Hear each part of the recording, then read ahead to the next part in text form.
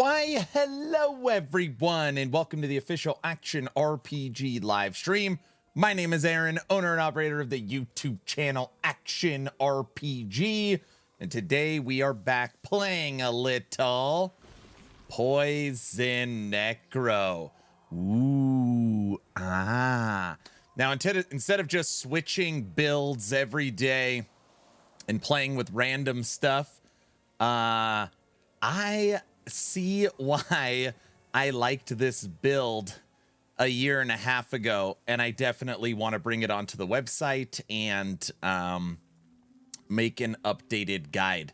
It's pretty damn good, and it is rare that you find skeletons being good in endgame other than food for abomination or having your mages blow them up. So having an offensive skeleton army is basically my favorite. How's everybody doing?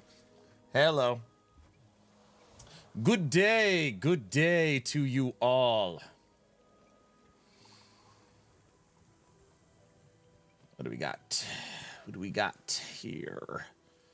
See, starting a little earlier than before. Dev chat bingo is tomorrow.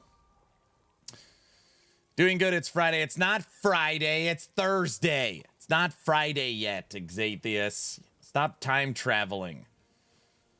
Plunder, what's up? Cajun, Devil Dog, hello. Exathius staff, what up? Toxic, hi. 65-day stream streak. Can I make it to 70? I got to throw in a random like 2 a.m. stream or something to throw you off. VC, what up? Who else is here? Demon Frog Hop. Hi. Hey, I've got a little frog jumping around in here. Where is it? I legit. There it is. See it? It's right there. It's not. It's pretty hard to see. Hello, Aaron. Just wondering in regards to your Totem Shaman build, why do you put points into Gathering Storm but use Leap instead? Gathering Storm is automated. Yeah, Gathering Storm, you don't actually manually cast it. It is your Storm Totem uses your Gathering Storm tree.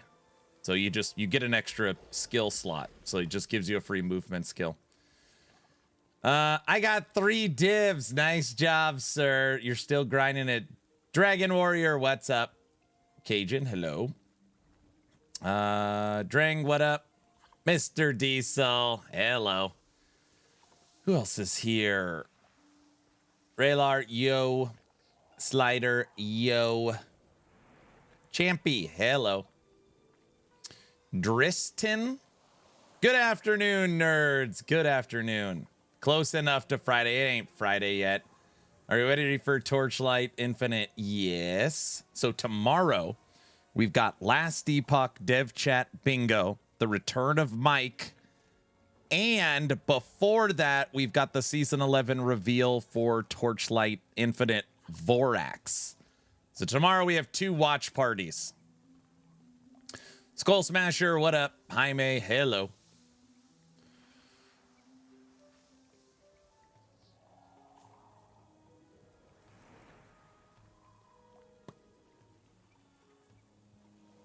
Demon Frog, hop on guts. Well, I got a frog in here, just so you know. Is there a new season this month? Skull, is that a real question, or are you just joking around? Because you know when that question gets asked, I have to answer it. Oh God, please don't show the video again. I'm not showing the video again. I'm just asking if it's a real question. That's all. I'm not gonna... Listen, Diesel, I gotta get the word out. I gotta spread the word of season 4. Derek, good morning. Hello. ARPG Monster, good morning. Roll the footage. I missed the game. I've been grinding 2 others at a time. Okay, Skull Smasher, this might be news to you, and I get it. It's hard to keep track of all these live service games. But 11th Hour Games has dropped an updated, detailed roadmap breaking down everything we're getting for 2026 and beyond. And Diesel, don't just keep it to yourself. And for season 4, we're getting Omen windows. This is going to be Last Epoch's take on Breach. We're getting echo chains where we could chain multiple echoes together instead of doing them one at a time. We're going to be able to val items through the corruption system. So weavers, uniques, legendaries, exalts are all going to be corruptible. We're getting something called corrupted altars, 2 new rogue skills, updated blade dancer, and Spellblade passive trees, combat animation overhaul, rogue and primalist animation overhaul, new uniques, new legendary, new uniques, new sets, new bosses, new enemies, all coming season 4. Now to answer your question, season 4 is launching on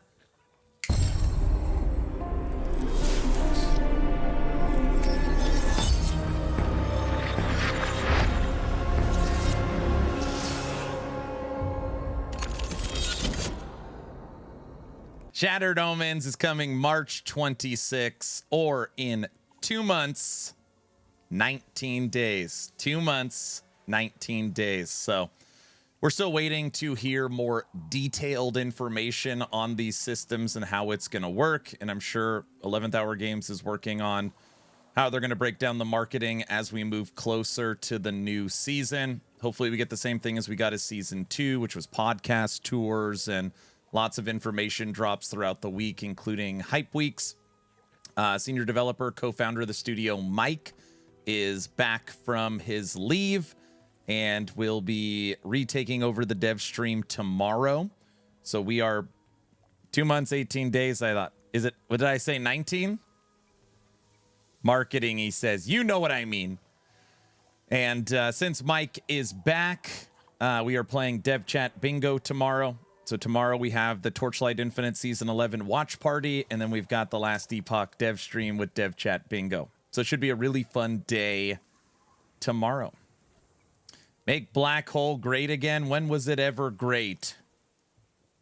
When was it ever great? It's so funny. There's so many times I literally just think of Black Hole as a deleted skill right now because of how many times Mike has said they plan on completely overhauling it. And I'm like, okay, I'm not going to make a build around a skill that I already know that EHG has a full plan to overhaul. I don't know when it's ever going to get overhauled, but he's said that fairly regularly, that Black Hole needs a spruce up, which I agree with. So, yeah, Skull Smasher, that's what's going on. I'm guessing you've been grinding PoE 2 and Diablo 4 Paladin. Or maybe PoE 1, Keepers of the Flame, and The Last Druid. Something like that.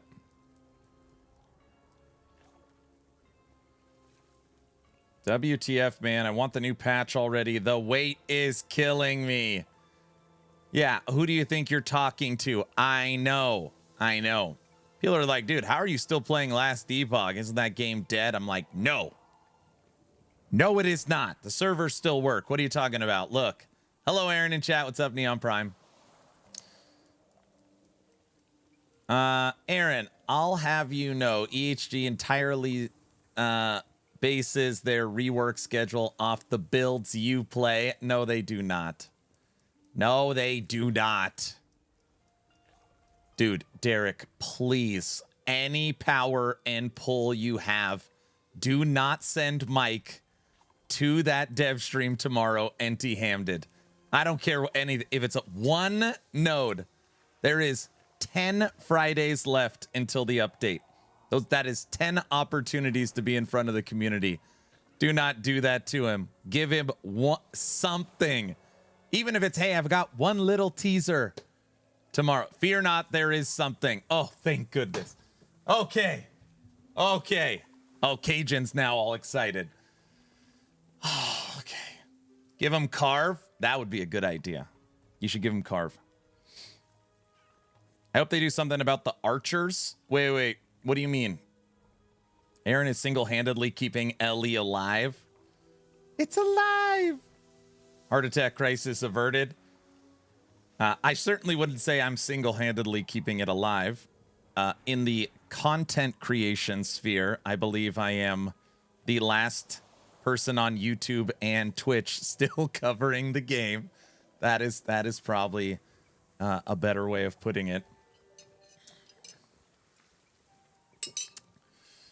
Hello, man. What's up? What's up, Bamster? Bamster, I wanted to give Poison Rogues one more day. This is definitely coming to the website, and definitely I'm going to make a build guide on it.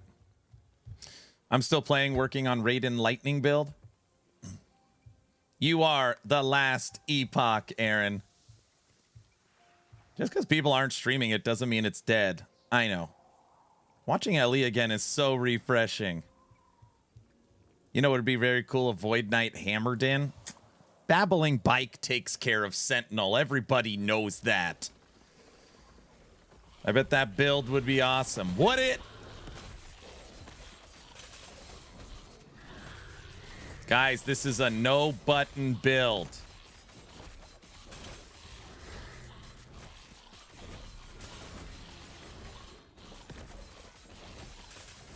Two years ago, that's true. That is true. I just saw a 4.7 million hit. 5 million. Uh-oh. No hands. No hands. Uh-oh.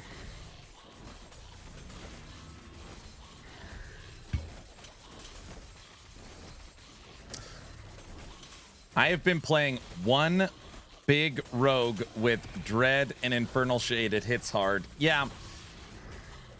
Historically, well, I shouldn't say historically. Since the end of time, Minion army has been the weakest way to play Necromancer, and it makes me sad. There was only one time, basically in the history of last Epoch, where army was better, and that's when you had infinite wraiths. And even then, when you had infinite wraiths, normally you'd play them as like sentries. But it was just crashing the game in servers, and it was crazy. So, single Abomination, single Retaliation Golem, single Archmage. Like, when it comes to Necromancer, I just feel sad that still, to this day, the best way to play Necromancer is without an army. It's playing a double shade single minion. It makes me very sad. Single Wraith Lord. So, if I want to play a single minion, I will play Beastmaster Companion. If I want to play a minion army, I will play Necromancer. And almost always. I think the only, like, we played a bunch of Abomination during the last event, and I just hate it. Again, I don't hate it because it's weak. It is incredibly strong. I just do not prefer the playstyle. And Bamster in chat said something. It's still ringing in my head. He goes, people play Abomination because it's strong, not because it's fun. That is just such... I can't get over that because it's so true. They play it because it's strong, not because it's fun. Even on Beastmaster, it's often to have one minion. But I'm saying Beastmaster having one minion, that makes sense because, you know, it's like man's best friend, your companion has its own skill tree. Like, that makes sense. Companion makes sense to run one. Necromancer, as far as like the power fantasy, to me, does not. Does not. Wow, you're on early today. It's not that early. I started a little after 11 for me. So you're saying Necromancer can't have companions. Geez. Big Ellie reveal tomorrow? Question mark. EHG Derek, newer to the studio, charge of new player experience, has said that Mike is coming to the stream and he will not be empty-handed. That's all I know. He literally just said that. So that is, that's all we know. Well, it's early for us. Isn't it like 4 a.m. for you right now or something?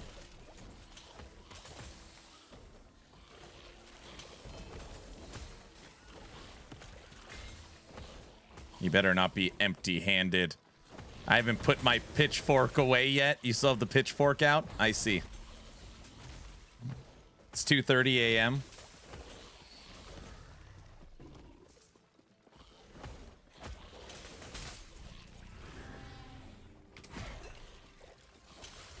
Goose is currently on a 30 stream streak. 30. We haven't put the things away for the new year yet. Is this stronger than regular Golemancer? I don't know. I have to check. It's probably pretty close. Golemancer has a lot of sustain. It's got a ton of life and a bunch of health regen. That's like my only thing I keep looking at is, would it be better as a low life build? But then we have to give up T-Rex. And I don't want to give up T-Rex. So then we'd have to run Exanguius. But I don't want to run Exanguius because then I got to give up boots, body armor, and gloves. So this is like no buttons. It's not no buttons. You have to... Well... Yeah, that's... I mean, you hit Skeleton Mage to teleport. Does that count as a button?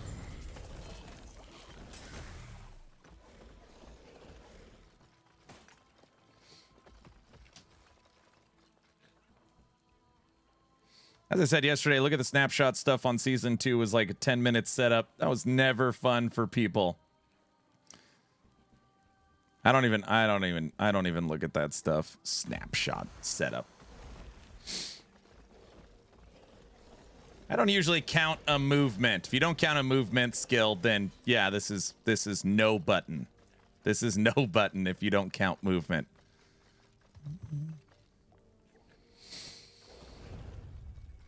It's early, but not as early as events. We are not talking... Guys, listen. We're going to have a nice, relaxing Thursday. We are not talking about subathons, polka, crafting, AI, or any of the normal crap we talk about. It's going to be just a relaxing, calm Thursday.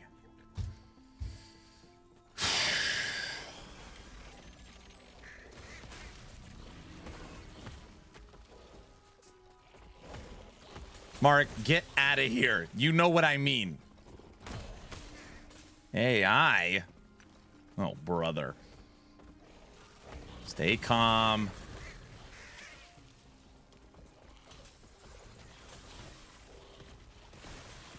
I feel like you want to start a subathon during the dev chat. No. I do not. Just, that's the shadow drop. Mike's reveal on stream. Starting right now. Aaron is adding a clock to his stream. Subathon 5 is live. Oh my gosh. And then I just throw up on stream.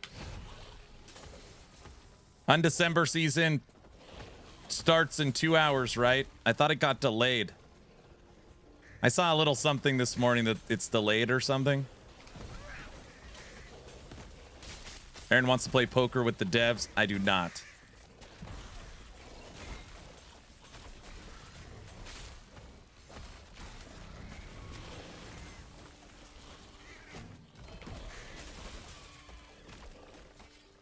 Oh, you guys want to see something I found yesterday? I was working on this build on my laptop last night.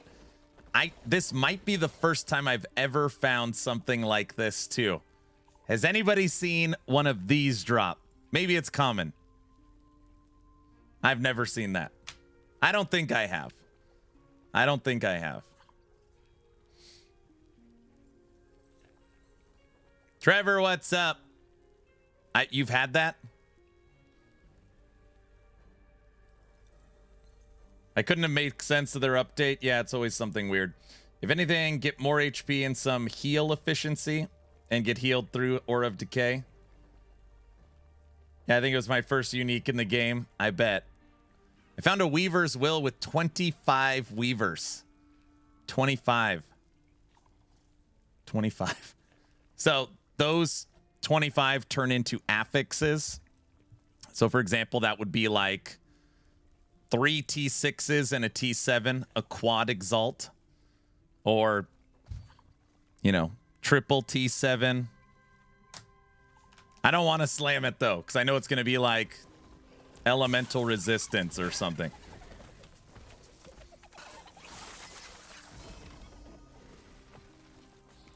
I am late, but Happy New Year. No, it's never too late to say Happy New Year. Very risky for RNG. Yes, yes. Yeah, I gotta save that until EHG puts in a way to like change the outcome of your Weavers. But like you get double T7 on that block and block effectiveness with like all res or armor or less damage taken on block, something like that. Yeah, it'd be ridiculous. That would be ridiculous. That's a lot of affixes. Yes, it is. A Weaver's, if you get 28, that's perfect. I've never seen a 28. That's 4 T7s. So 25 is obviously, yeah, T7 and 3 T6s. It's going to be like minion health and other garbage. All right, this is 854 corruption right now.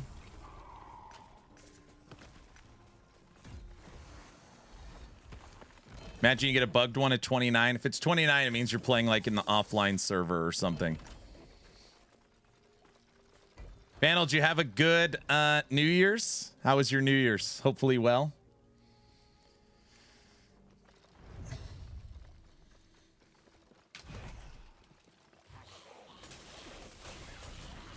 Oh, Exatheus rolling 100. That's cheating, sir.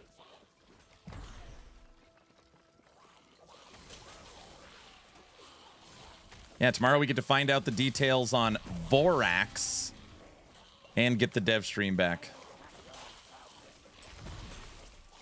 It's very fair, I bet.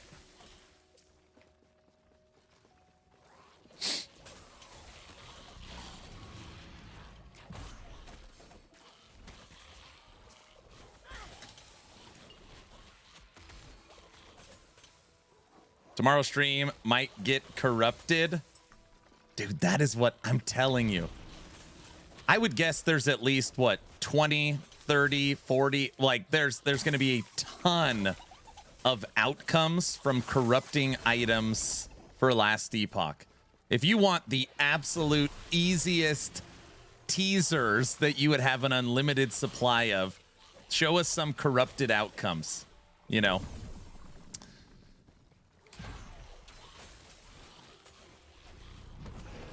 I didn't even have the Golem alive.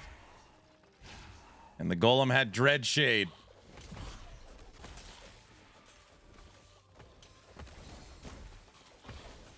I hope they already have 100 affix or results from the corrupted. I wouldn't be surprised if they had 200 affixes for corrupted outcomes. Because you got to remember, Legendary, Exalt, Weaver, I don't know about Set, everything could be corrupted. So saying, hey, today we're going to show off 5 corruption outcomes. It'd be like nothing. It'd be like in the grand scheme of things, it's nothing, but it'd be the first time we saw a corrupted item, you know? So that would give away nothing from a marketing standpoint, but be exciting to see live the first corrupted item. Like, to me, that's good marketing because it's both sides. We're happy, and you're not giving away anything that we don't already know. Fingers crossed? Yeah, I hope so. The worst thing they could do is show off a cosmetic. That would be the worst. That'd be the worst thing. That week they did. I've got one live. I got one teaser for you today, and it was the new Sentinel wings. That was a bad one. That was a bad one. Mike is back. Yeah. My mic is back. It's not another roadmap. Another roadmap.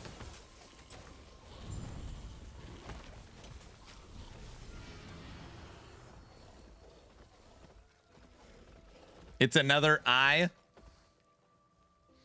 Yeah, Mike's back tomorrow. Cut into 3 teasers. Oh, gosh.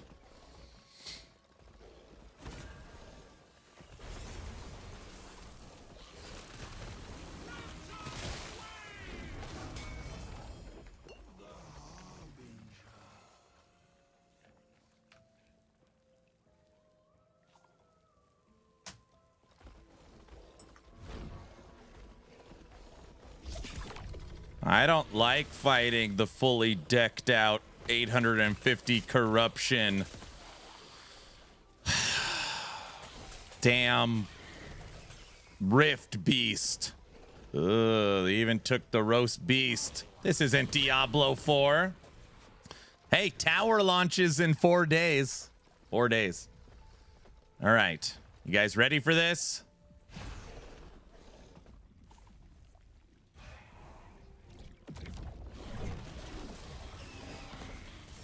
I can't even see him. Hey, that wasn't very nice.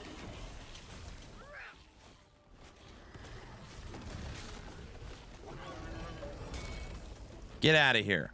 An amulet? Do you know what he just dropped? He dropped our race item. Blossom of the Immortal Stone.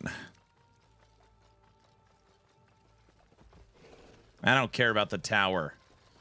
They will not give me the expansion for free. They won't. That's true.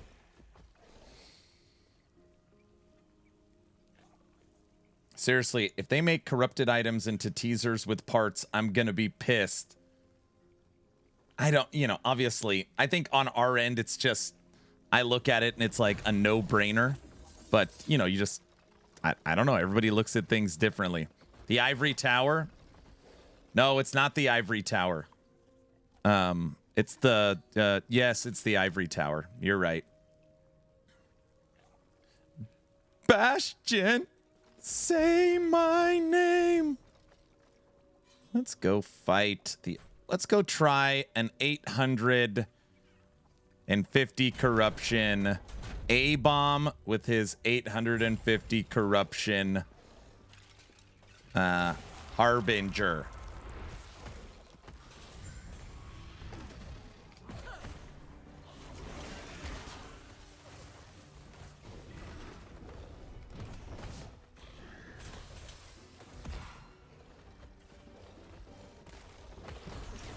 You guys, we are not going to the bazaar today, all right? Can we just go one day without talking about the bazaar? Can we? Abomination, it just got eaten alive, bunny. It didn't, it went bye-bye. Uh-oh. He can for sure one-shot me, though. Kill him before he kills you.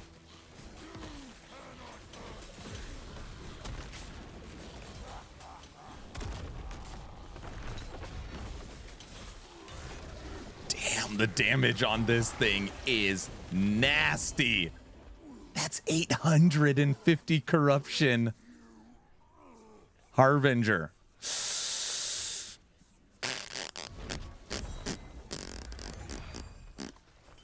That's your big boy.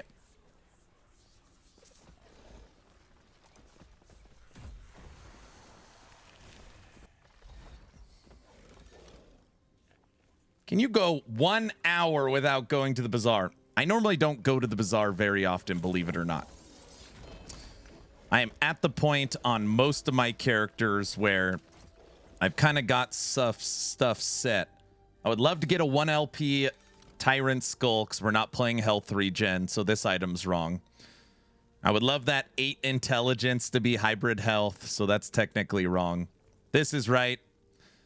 We're not in health regen, so this is wrong. Not in health regen, so this is wrong. Be great to have this 2 LP. Be great to have this 2 LP. Be great to have this 3 LP. It'd be great to have this 2 LP. And it'd be great to have this 2 LP. So this would be like, this is like the starter, not a starter. It's like the end game guide. But right now we have not a singular item that I would consider ambitious. Well, I guess this is close. Our hit yesterday. T7, T6. But yeah. Aaron doesn't go to the bazaar often. He is staying there. No. No. Big guy, what's up? Hello. I did not get on that early today. I started at like 11:15. Why is int wrong? Int is great. No, it's not that great. I don't need int for this build unless I'm super stacking it for this, which I don't care about this that much. All it does is remove enemies' poison resistance. Nobody cares about that. Okay. Sweet. That is awesome. That is awesome. Kaiser is currently on a 35 stream streak. Aaron's character might not be in the bazaar, but his brain is.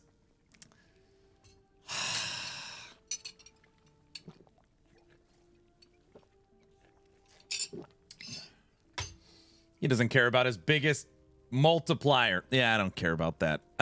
Okay, let's check. Armor, endurance, crit, ward per second, health. All right, blessings feel pretty good. With this update, let's go try Abby now. You're going streaking, sir. T5 melee attack speed. No, T5 melee attacks. T7 melee attack speed. T5 fire. Bleed.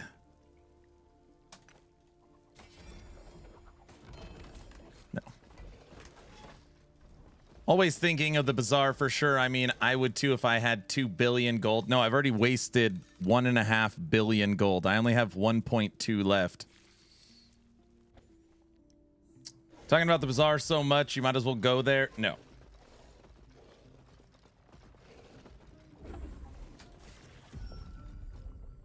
Who else has 2 billion? I don't have 2 billion. I have 1.2.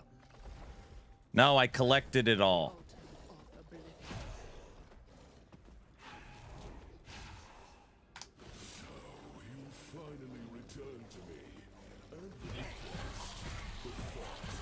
TLI info is tomorrow. Tomorrow.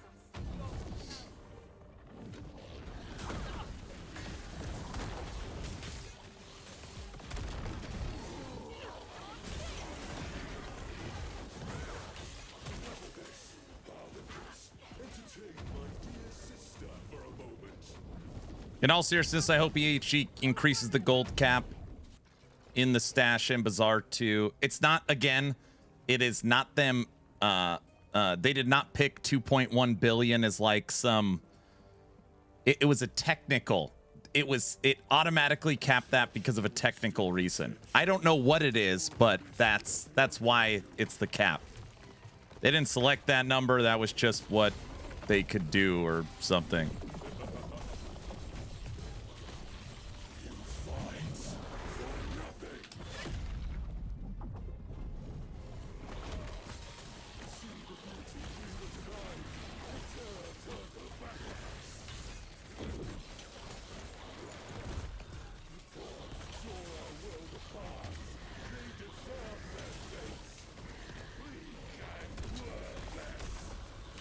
Bro, Aberoth with this build is ridiculous. Jeez. Gosh.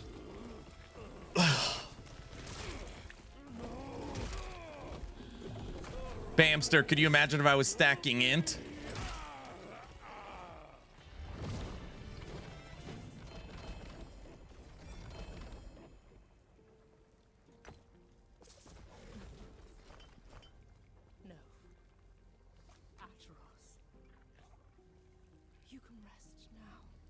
Yes, I can. What? Letting the T-Rex handle it, I see. What? That was... It wasn't the T-Rex. I took care of him. That was all me, guys. Don't let Mike see this. Dude. That is, I mean, that's for sure faster than Golemancer. For sure. For sure. What's up, Shin? That is for sure faster. Interesting. Yes, I can. Oh, brother.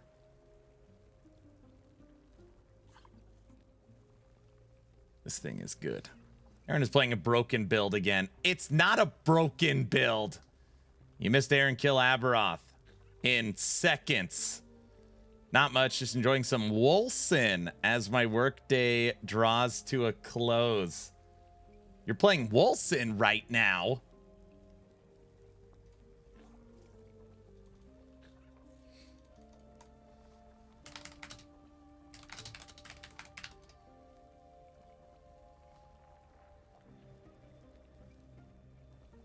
Where's Tech at? TLI subathon confirmed. No. Tomorrow we have a watch party for TLI, but we are not starting any new events. So that's we're not talking about it. And yes, I am, Aaron. I'm playing Wolcen. So funny. Yesterday we were talking about Wolcen and two things popped up. One, Wolcen has always had auto reviving minions. So once they die, they automatically come back up. Two, they do not lock any content behind paid paid DLCs or paid classes. So they had a retail cost, no further cost, and auto reviving minions. It's pretty interesting. Like, huh? That is definitely different. Okay, I got to do something very boring. I know it's boring. I got to make a loot filter. I heard about an event, so I came to check things out. What's going on? Tech, you need to see this. So I've changed the skill trees, the gear, and the passive tree from yesterday. Watch the Aberoth Pinnacle boss fight.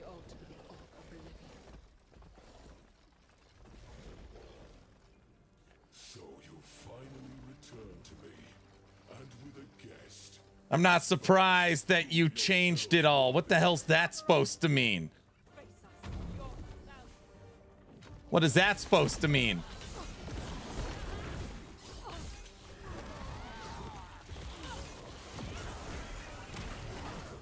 All right, guard's dead.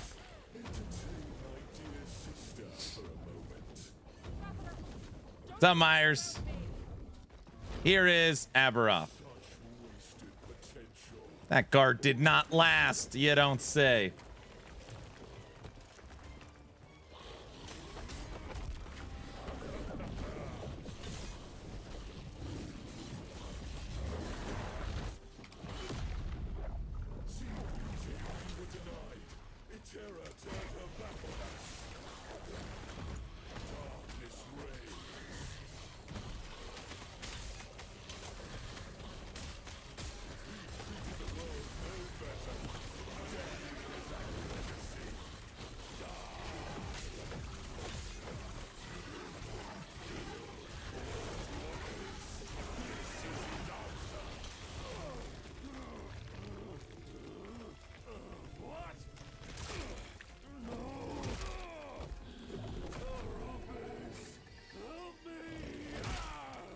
That's an AF. It's also a no button build.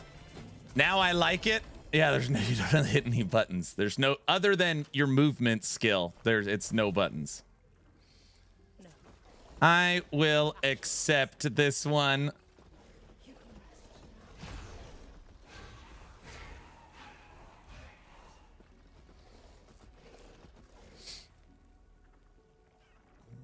That's beastly, I know. Tried against Uber Abbey? No.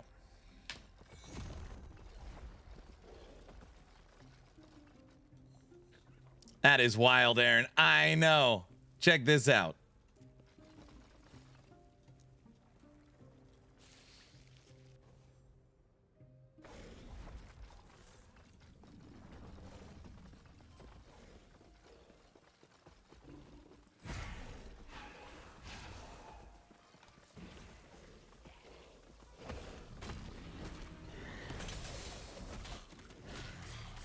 No hands, bomb.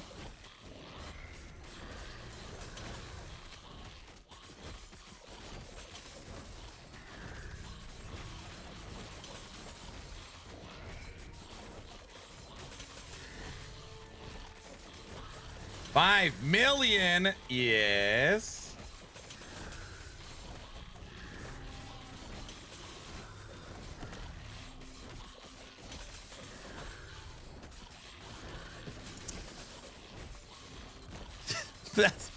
But the craziest thing is, tech, it's no buttons.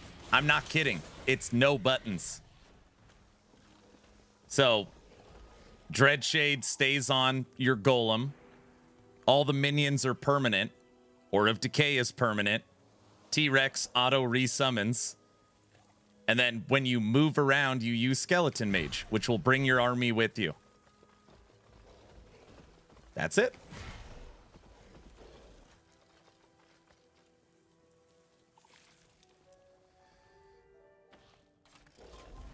I have to make the loot filter, and I don't want to.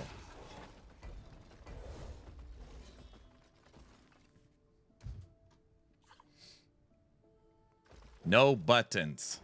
Nobody wants to use buttons anyways. Is it fully geared? I mean, it depends how you define that. So, wrong affix, 1 LP. Boots are fine. Right affix, 1 LP. Wrong affixes, 1 LP. Wrong affixes, 1 LP, 1 LP, 1 LP. In between ambitious and end game. So I'd say our weapon is probably our best thing. And then like the fine tuning of everything else. Lots of room to grow. Oh my gosh. Yes. The fact that my relic, gloves, belt, body armor, helmet, and amulet are all 1 LP is crazy. On top of that, if you wanted to, you could give up 1 minion and go double red ring if you really wanted to. So you can give up 1 skeleton and you'd switch to double red ring. I'm not saying that I would, that's what I'm thinking about. I'm just saying that there's nice damage reduction for higher push then. Yeah. So I'm not saying to do that. I'm just, you know, you could if you wanted to. You would have a lot of room. Yeah, there's a lot of room. Bamster, I really like this combo of endurance for the belt, endurance for the boots, endurance for the blessing, and then endurance on T-Rex, where you get the multiplicative for your minions from endurance. I like that. I like that combo. So many hours of builds right now.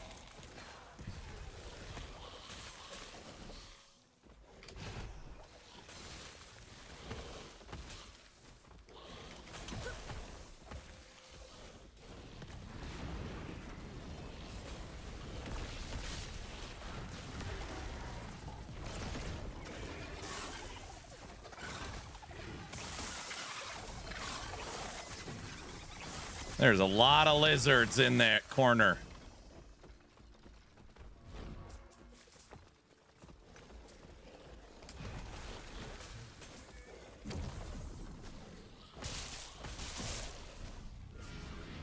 Hi, Luz. Happy Thursday. Luz, we're playing bingo tomorrow. You excited to play some bingo? All right, brother.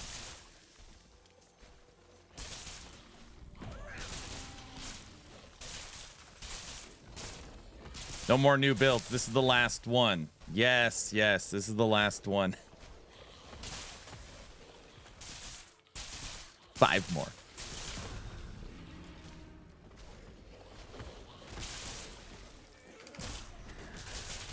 We got to switch out all those old mage builds, you know.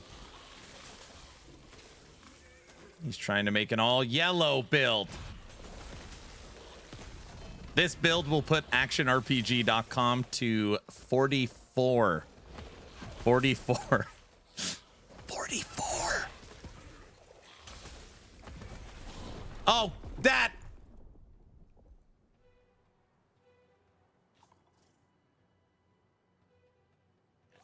That was BS. That, you guys saw that. That didn't count. Tell them, guys. That's by Thornquill. How embarrassing. What? Guys? The lightning from the dragon touched me. And that touch killed me. That's not funny. Guys. No, I put on all the nice cosmetics. I don't want to put on shark head. Do you really want to? Do you really want that? Touched by an angel. That dragon's breath attack is a menace. I'm aware.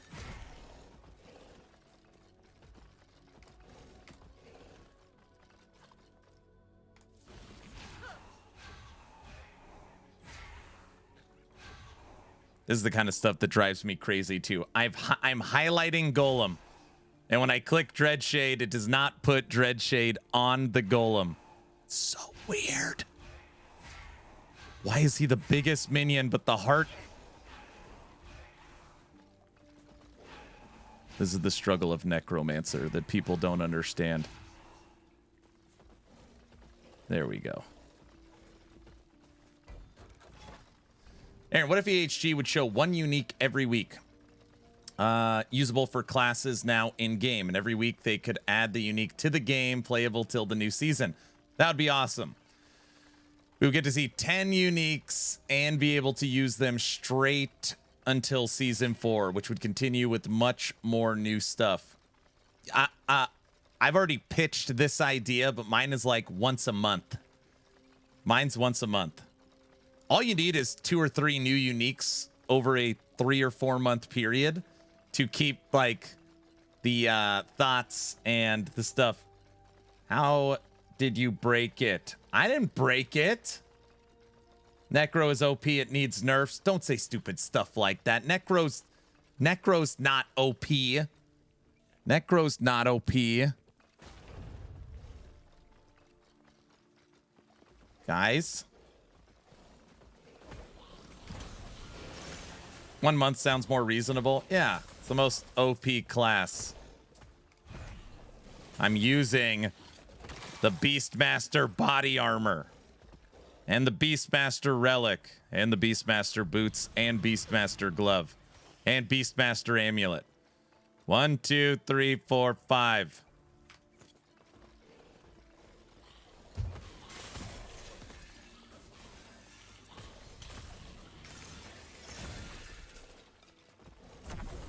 Shouldn't be like that. We should have nice Necromancer stuff.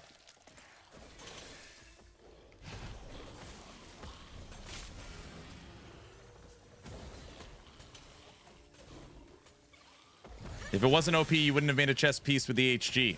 On the contrary, it was so bad that I made the chess piece to try and fix it, lady. Duh. Everybody knows that.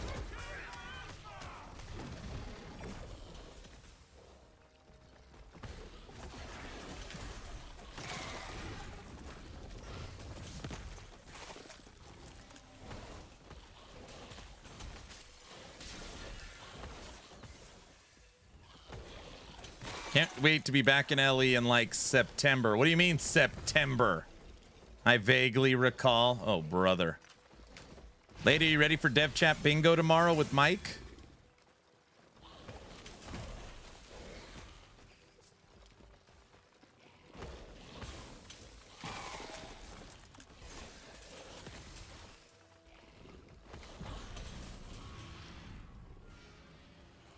Sure.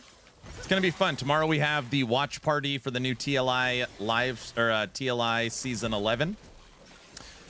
Vorax, and we've got Mike returning to the dev stream. Is 1 LP build doing 1000 corruption could easily die an OP build? Well, I don't. There's like so many other factors. if you are a full offense, okay, so let's say you don't care about resistances, armor, life, health regen, ward, dodge, block, like you've just spec'd your whole character for offense, and you're doing 1,000 corruption, but something breathes on you and you die. I don't consider that OP. I don't consider that OP. I'm actually like I'm not a big fan in any way of the only offense builds, which is what a lot of people do. Just none of that stuff matters. Go 100% damage, and as long as you're paying attention and don't get hit, who cares? I don't. And it could be because I'm always streaming and we're listening to music and we're joking around and my kids walk in, and half the time I'm not even looking at my main screen. I need some buffer, you know. Okay, need to perform surgery on my nails. Be right back. Enjoy. So yeah, it depends what your 1,000 corruption build is. But if you can kill a Shade of Orbis to get to 1,000 corruption, yeah, that's I mean, that in itself is pretty impressive. If you personally did not follow a build guide, like you just from the beginning, you took no outside influence and made your own build and reached 1,000 corruption, you're probably in like the 0.1% of players. That's how good you are. Very impressive. You're probably in like the 0.1% of players for the whole community.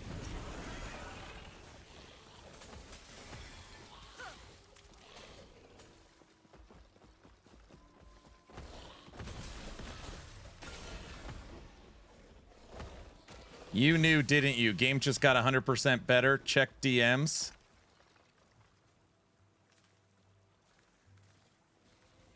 We're removing generator spenders from Dragonkin the Banished. I didn't know this. Well, I had an inclination that there was talk of, okay,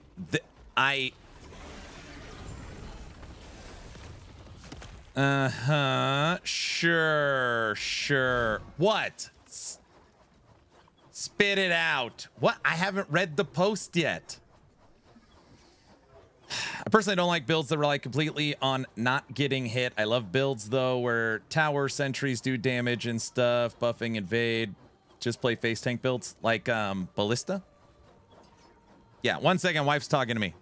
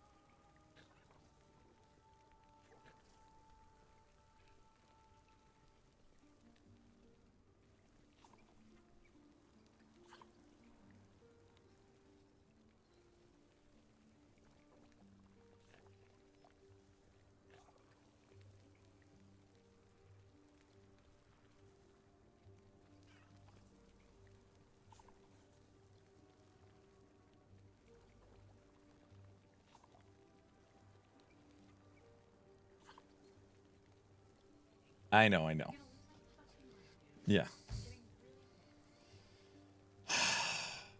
My daughter's electric scooter that came in for Christmas had a broken rear tire, and we've been trying to get her Christmas present fixed since Christmas.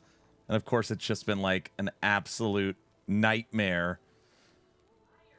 dealing with the manufacturer, which, by the way, we didn't like buy it through a third party. We bought it from the manufacturer directly, and it's just been ridiculous. Sorry, everybody. Sorry. Okay, Dragonkin the Banished.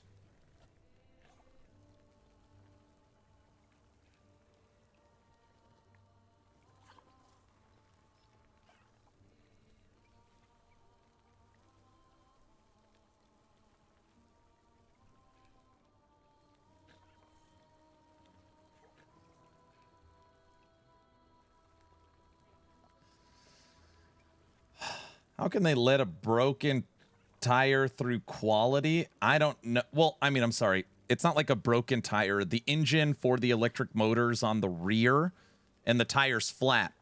So like there's something like it won't hold air. And on electric scooters, the way they're designed, the tire's like integrated with, it's just a nightmare. It's a nightmare. But, you know, my daughter's like, oh, I got my Christmas present. Can't use it. So it just sucks. It just sucks.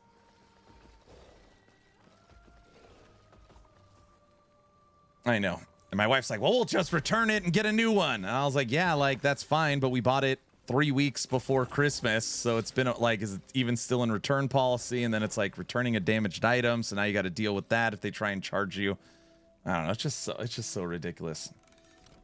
Hey, man, finish the Dragonkin post. I am. Okay, sorry. Dragonkin the Banished just posted a few hours ago. Spenders only. Happy New Year. Now that 2026 is on the way, we're back in the studio to share more about Dragonkin the Banished. Hope you managed to get a good rest because Dragonkin train ain't stopping anytime soon. It's been a little while since our last update, and we're excited to finally talk about some important changes coming to the generator spender system. Or as we call it now, spender only. So one of the main feedback points for Dragonkin the Banished, this is an isometric action RPG from Nacon, is it uses generator spender. So it's like terrible, terrible, terrible, terrible, terrible, fun, fun, terrible, terrible, terrible, terrible, fun, fun. The generator part is awful in this game. It's awful. So yeah, they are updating the game to spender only. Answering player feedback. I don't need to read this. You all hate generator spender, so we're changing it. How the current system works. You have to generate to spend. Got it. Towards a spender only system. Okay, this is what I care about. Moving forward, our goal is to lean more into spender only system. Players will now only have the spender skills without needing generators. That said, we're not removing generators entirely. So if you enjoy using them, they'll remain optional. How exactly this will work is something we'll explain later in a dev blog. Energy regen is getting adjusted. What to expect. Base values have increased by 3 multiplicative. Flat generation. Energy regen will now be available on equipment pieces. So it's going to be way easier to regenerate your resource spending. Jonathan, please take notes for PoE 2. They'll have cooldowns, spendless builds. Spendless. The change is meant to replace generator skills and reduce reliance on energy gain modifiers. On a side note, we're also reducing the energy pool of all classes and balance purposes in early levels. But the energy pool will expand as your level increases. Of course, there are more ways to enhance it with mods and gear. This is specifically important for channeled skills, which could be far stronger with current energy pools. Wormling skills now consume energy in certain cases, giving you new options for theory crafting. Energy regen up to 10. Okay. Ranks of your new skills. I've already seen this. I mean, I haven't. I know, it's funny. Yeah. Why is the range 7 to 8, but it's 10? It's because it's a divine. So this is it's a greater affix. It's an exalted affix. It's just it hit right. So it could go over the roll range. And I'm not saying I've seen this as in I've already seen it, like I knew before you guys. I've already seen it. If you know, you guys know what I mean. You're going to be able to now upgrade your skill ranks. So if you have a skill you really like that's rank 1, you're going to be able to take it up. Sure. That's Fusion. You know what I mean. Thank you for speaking in Diablo. You're very welcome. You're going to be able to upgrade the skills now through 4 different ranks. And you'll notice here that it'll show you down here what the damage and what you'll be getting per rank. Shin, I'm serious. I just don't know everything. A couple of things. There's a breakdown of how the power increases through the ranks. Basic skill adjustment. So before, they're removing the generator. After, you can now just use it as a skill. Symbiosis requirements updated. I don't know about this. Not that I knew about anything else. We're changing the way skills enter symbiosis to make it simpler to understand. Now a skill simply enters symbiosis whenever it reaches rank 4, which means you need a minimum of 15 effective power to enter symbiosis. So it's easier now. It's actually easier now, just instead of based on number of supports. Okay. New modifiers. Oh my gosh. I don't know why Myers talking about Diablo. You have a basic skill and you have a core skill. What an interest. Never mind. And you have ultimate skills. Interesting selection of words for your skill ranks and levels. Basic, core, ultimate. I forgot about this one. It looked cool. Yeah, I like this one. They're adding new modifiers. A word on balancing. Consider these changes as first iteration as we expect further adjustments and balancing over time. Okay, what I care about. When is this coming? All right, that's it for today. We're creeping closer to the release of multiplayer. We're back to a steadier rhythm, so expect more from us very soon. If you have any questions, feel free to ask. Divine, Ultimate, Legendary, Greater. Very cool. The removal of spenders.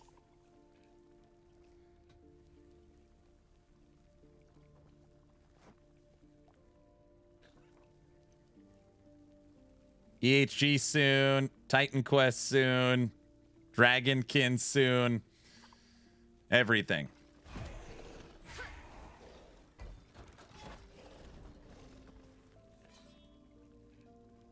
I can't wait till this is in effect, right? How many emails or messages did this take? What do you mean? I'm not taking credit for this. I am under NDA with Dragonkin the Banished for helping support them in any way I can with development.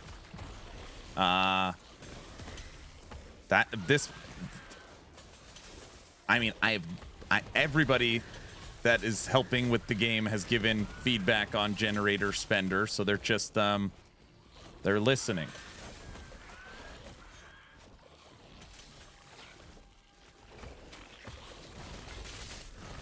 Gonna have so much more fun with Dragonkin the Banished with that? Yes.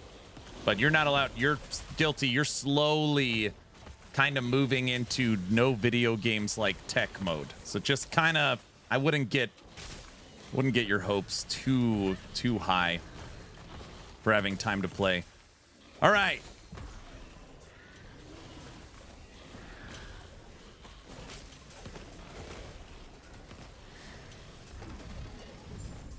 I will sacrifice sleep. What?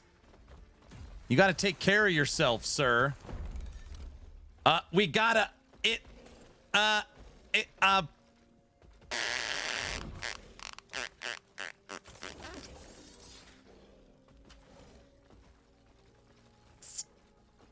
Well. Mark, it's not what it looks like, dude.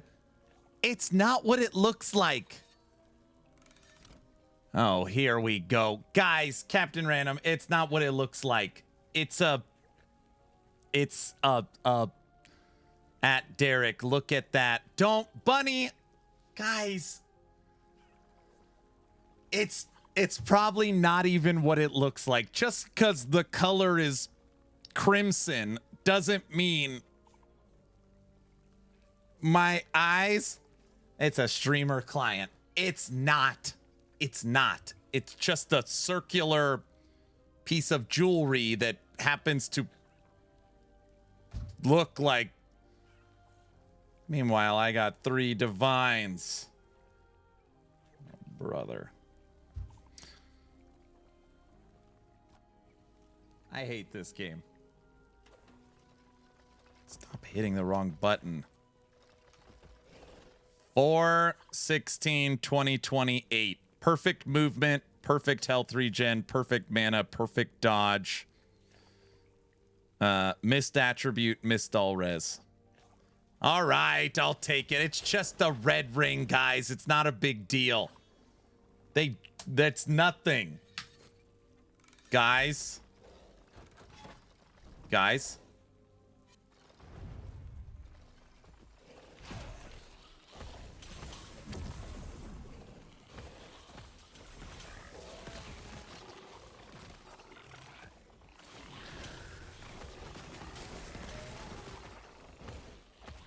You got to stop eating Taco Bell.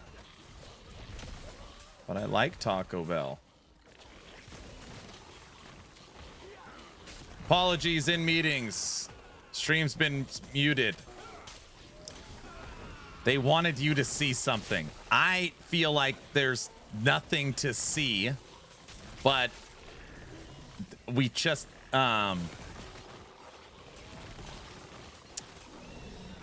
it's nothing. Go back. You enjoy your meetings. Make a difference.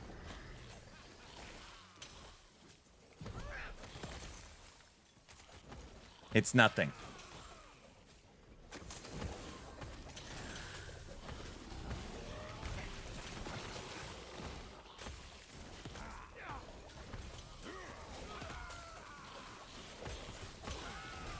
Did you just Captain America him? No.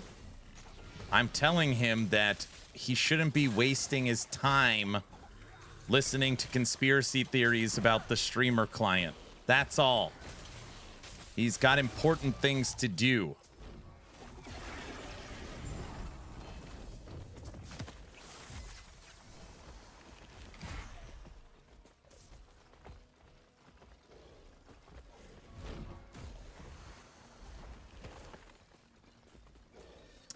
Derek, it was just this happened. An item fell on the ground that is crimson and a piece of jewelry, and people. Listen. It's not funny, guilty. And they just think I'm cheating. So, which obviously I'm not. So, that's all it is. That's it. Okay.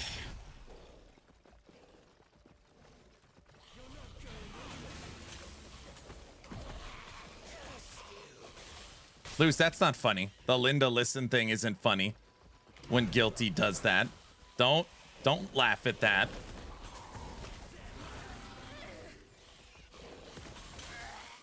Hey Aaron, any changes in the last Epoch, or are you just chilling? Have you seen all the recent news on what's coming and the plan for the future? Are you in the know right now?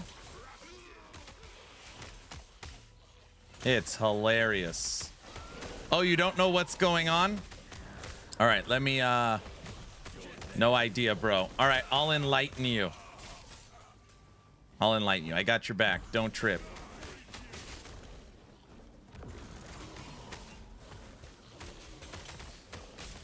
Iron, how you doing? Everything all right with the family? Yes. Have you tried Dread Mist? No, but we watched the trailer for it. Does that count? No, not again. Xathius, we're here to support the community and try and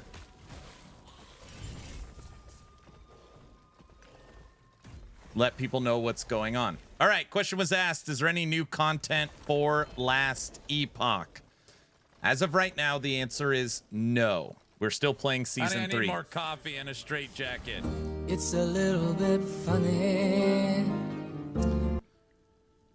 That being said, 11th Hour Games, the studio behind Last Epoch, has put out a new detailed roadmap. That's not funny. That's not funny, guys. And we now at least have a good overall picture of Season 4. We're getting Last Epoch's version of Breach. They're calling it Omen Windows. We're getting Echo Chains, where you could run multiple Echoes back-to-back without doing them one at a time. We're getting a whole new corrupted system to crafting, where you're basically going to be able to val all items. We're getting corrupted altars. We're getting 2 new rogue skills. We're getting a combat animation overhaul to make combat feel more impactful. Primalist and Rogue are getting animation overhauls. Spellblade and Blade Dancer are getting new passive trees, new bosses, new enemies, new uniques, new sets. On top of that, they have released a teaser trailer.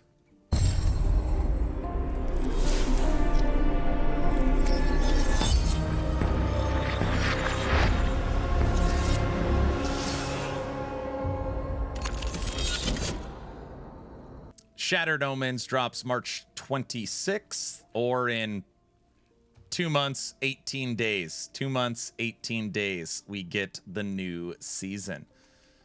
So yeah, we still got a little bit of time to wait, but now at least we have an idea of what's coming Season 4 and future content.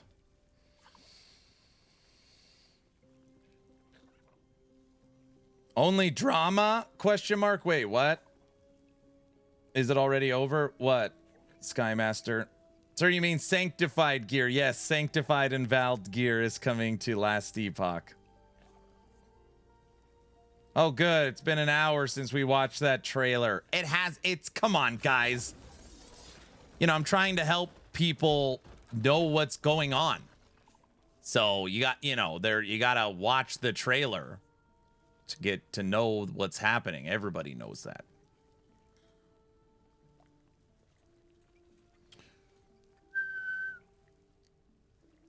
Until PoE makes League 325 and they push it a month. No. They're in communication, direct communication with 11th Hour Games now from timing standpoint. So, yeah. I think it's nice for you. Thanks, Funk. Aaron for president, that's a good idea. The whole drama with the acquisition and paid class. I don't know. I try not to follow those things. I don't know how to, like, you know how stuff blows over. I mean, obviously a bunch of people just dropped $40 and super excited about the Paladin and D4. I think that actually helps Last Epoch's case, since all games with the exception of PoE charge for classes and content. I don't know if it's a huge deal. We'll see.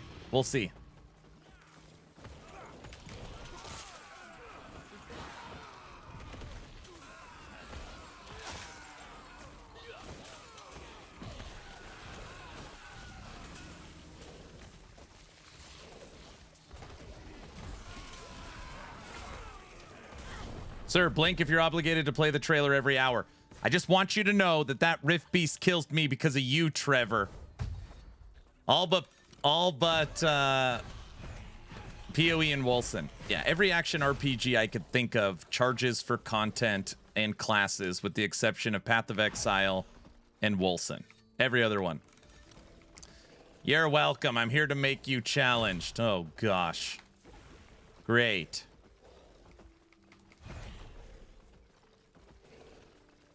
Wilson is so cool. Yeah, shame it went doo-doo.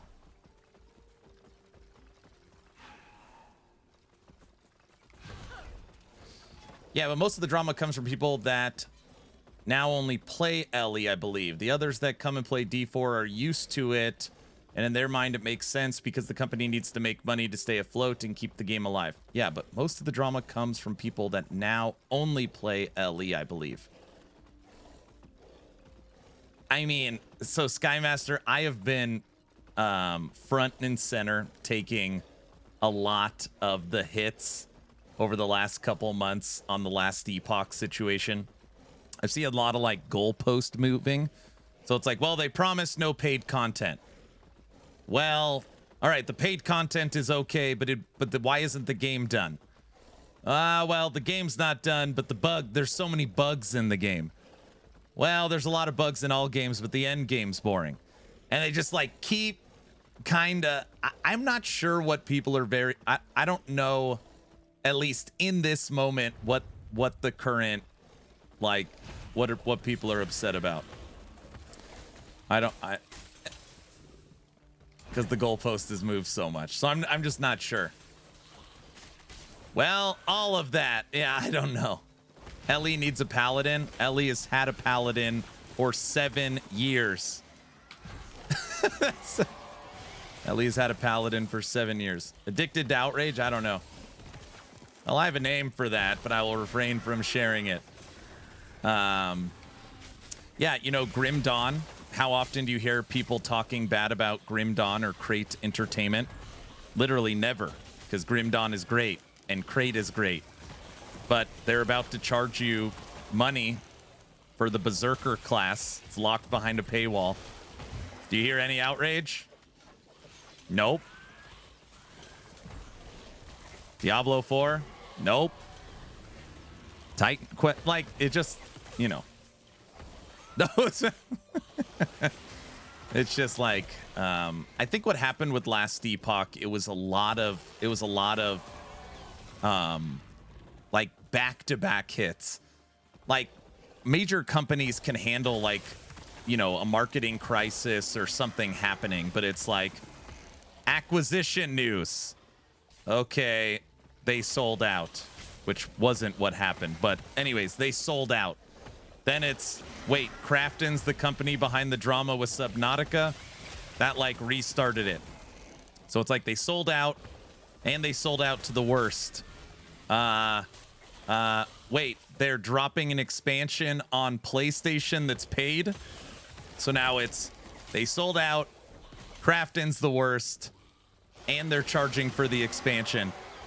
All right. Then it was a month waiting for the roadmap that never came. Then the roadmap was terrible. Then it was paid classes. It's just like, just one hit after another. Which, by the way, a lot of that was 11th Hour Games' fault on the way they communicated and talked to the community. So there was there was a lot that could have been done on their side.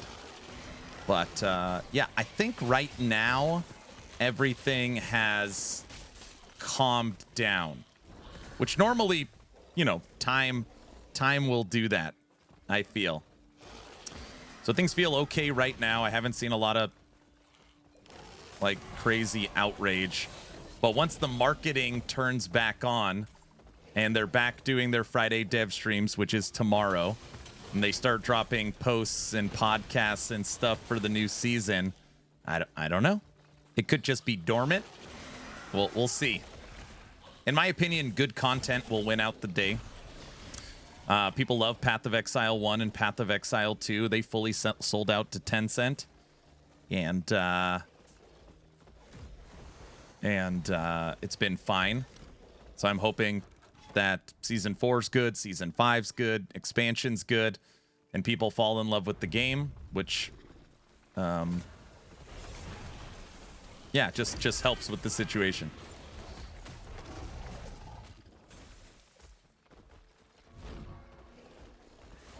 Once the content comes out, the haters will be quiet, just like in D4. It's definitely a possibility. Yeah, so Mike is back for the dev stream tomorrow. We have already got confirmation that he is not coming empty-handed. So senior developer, co-founder of the studio, Mike, is back running the last Epoch dev stream tomorrow. He's back from his leave. We will be playing Dev Chat Bingo. We've constructed a new bingo board. So we'll have a live watch party, seeing if we can get a blackout or a bingo. And a one-wing MTX in the hand. Hopefully we got a good teaser for tomorrow. Tomorrow we're watching the Season 11 reveal of Torchlight Infinite's Vorax League. And we're watching the last Epoch dev stream. Playing bingo. Should be a good day. Should be a fun day.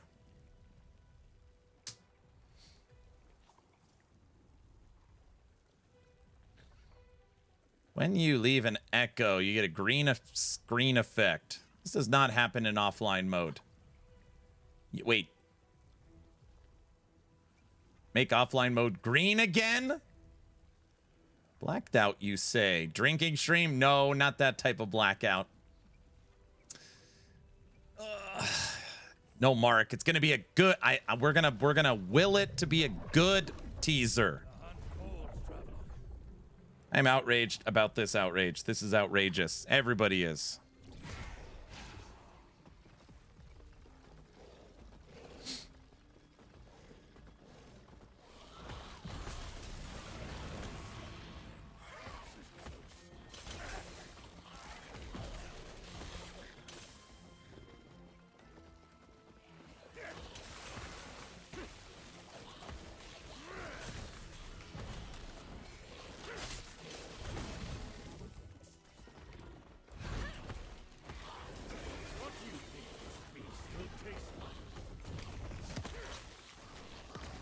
I will say, this definitely could be copium. That I think 11th Hour Games has learned a lot over the last 3 months, as far as communication, what's expected, what we want to see, with the hiring of new people and interacting with the community. I am hoping, moving forward, there's not as many blunders. There's so much of these last 3 months could have been corrected just by switching the way you communicated with the community. So much of it. Just wording differences, and it honestly just makes me sad. It makes me sad.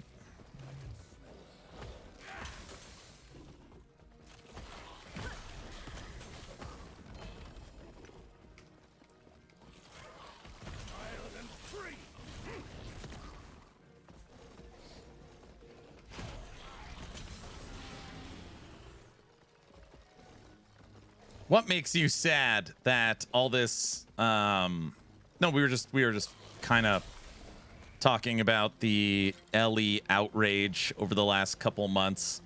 I was just saying it kind of makes me sad knowing that so much of this outrage could have been completely avoided just by changing the way you communicated. So much of it could have been different. All right. I'm not greedy. 2 to skills, 2 LP. That's all I want. 2 to skills, 2 LP. 1 to skills, 1 LP. That's not what I asked for. This game never listens anymore. Very greedy. That's not greedy. Guys, right? Wait, is it greedy?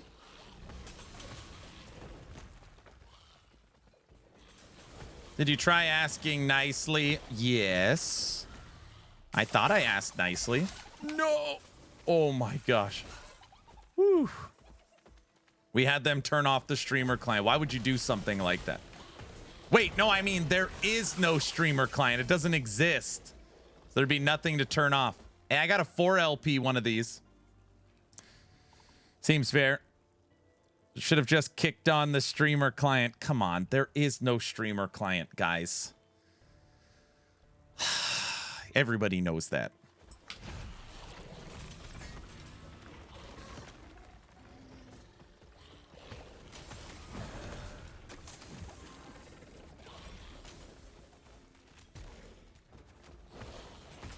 Your mouth said it. It's real. It's not real, dude.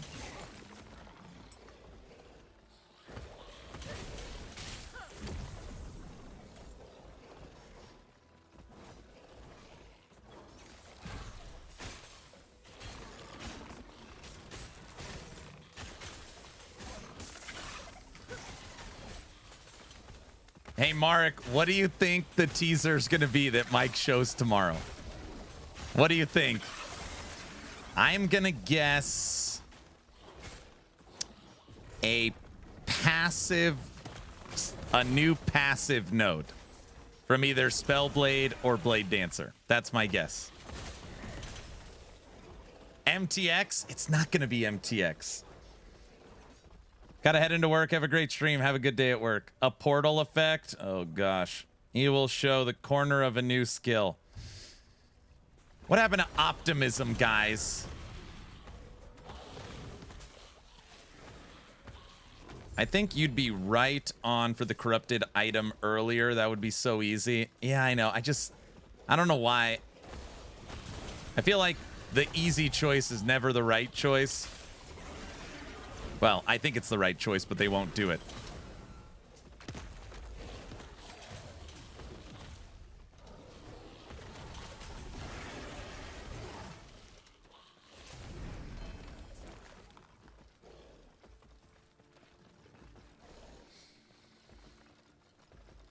But will it be cryptic? These are good questions. Be back in a bit. All right, Guilty.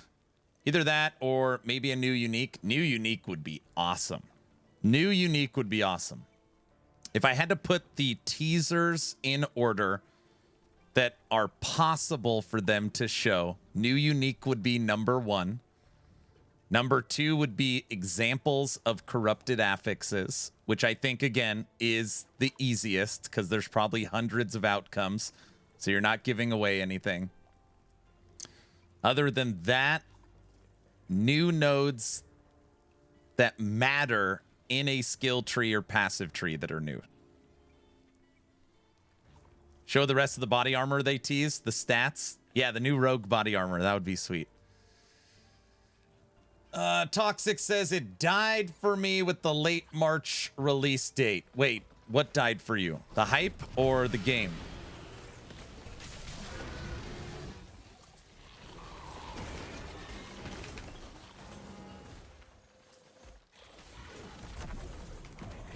The hype. No, I get it. It's like still 2 months, 18 days away, but who's counting? I know. We get a new PoE 1 league and a new PoE 2 league before we get... Oh, man. It's just... Every time I say this out loud, it makes me so sad. Why am I feeling so sad today? 2 Diablo seasons. 2 PoE 1 leagues, 2 PoE 3, no. 2 PoE 1 leagues, 3 PoE 2 leagues, 2 Torchlight seasons, 2 Diablo seasons, in the time it took to get 1 last Epoch season. That is crazy. Right? Because we had the third edict, last druid, and... Or no, is that 8? Wait, what is... Oh, no, it's April. No, it's 2, 2, and 2. 2 Torchlight, 2 PoE 1, 2 PoE 2, 2 Diablo 4. And then obviously all the other ancillary games. So it's like 8 leagues or seasons we've had to wait for 1 last Epoch season. Oh, it's so brutal. Oh, it's so brutal.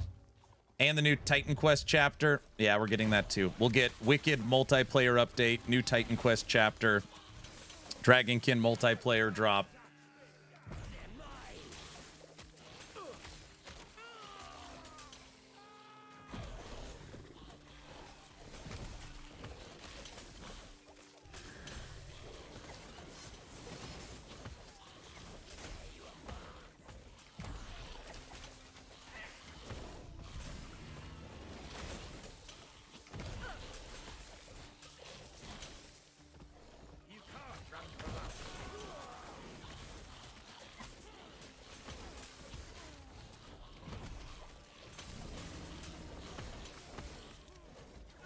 I mean, at least we'll get the new season of LE before the Grim Dawn DLC, so there is that, right?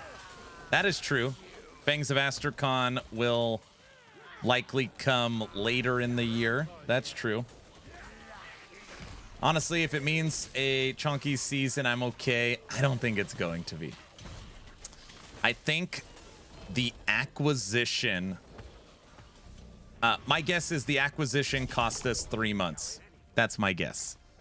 I can't confirm that, but ultimately all the paperwork and logistics and hiring and updates cost us 3 months. So the 7-month season will feel like a 4-month season, but then going forward, everything should be way better. I think that's how it'll be. There are so many bullet hell games coming out. New ones? I've never played Grim Dawn. Is it any good? Wow, that's a really hard question, right? Because it's like, oh, I never played Diablo 2. People always say it's like, the creator of the genre, which it is. Original Titan Quest, Torchlight 2. These are like staples in the genre. But if you never played any of them and you compared them to today's standard, they're just different. Grim Dawn began getting designed in 2013 and launched in 2016. And it's had multiple DLCs, including one coming out this year. Grim Dawn, to most people, is a top 5 ARPG ever. It is made by Crate Entertainment. It's basically the actual successor to Titan Quest 1. It's really Titan Quest 2. THQ Nordic broke out, and the people that made Titan Quest wanted to go a different direction, so they made Grim Dawn. It's good. It's good. It's just, if you played last Epoch and then you played PoE 2 and then you played D4 and then you're like, oh, I'm going to go check out Grim Dawn. It's just hit or miss. Some people are like, visuals are dated, quality of life. You got to play the modded client. It just doesn't feel like what I'm used to. And other people are like, dude, this is the best. Grim Dawn is awesome. It is. It is. But I've had people on stream be like, dude, people keep talking about Grim Dawn. I played it. It is the worst game I've ever played. And I was like, that's because you're probably from like a different generation of ARPG players.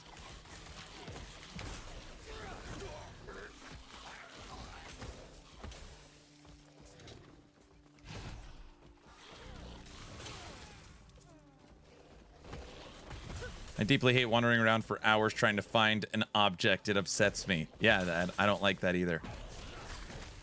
I am not a PoE person. I didn't say a PoE person. There is something that I think we like to think doesn't affect us or shouldn't affect us, that all the time. Visuals, clarity. When is Last Epoch gonna update its visuals so it looks like PoE 2 or Diablo 4? Over and over. When are they gonna upgrade to a new engine? When are they over and over and over again? A lot of times, simply if you're playing Titan Quest 1, Torchlight 2, Grim Dawn, any of these like kind of last generation ARPGs, that's what I hear more than anything else. Visuals are dated. I don't know. I just can't get behind it.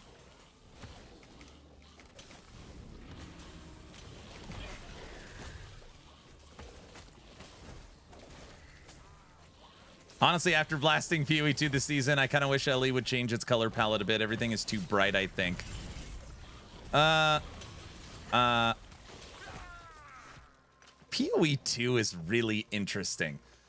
In my opinion, PoE 2 is probably the best looking ARPG ever made.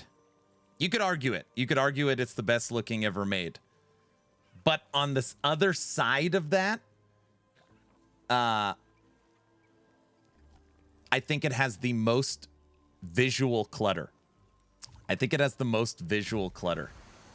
like this double-edged sword. Man, it is so nice. I can't see what's going on.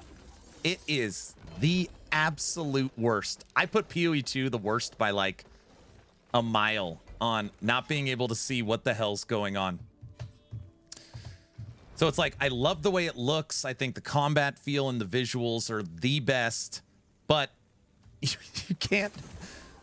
Half the time it's like, did an enemy, like, I can't even see what's happening. I agree. I do like the visual style of PoE 2. Ellie is fine. It just needs less brightness or something. Yeah.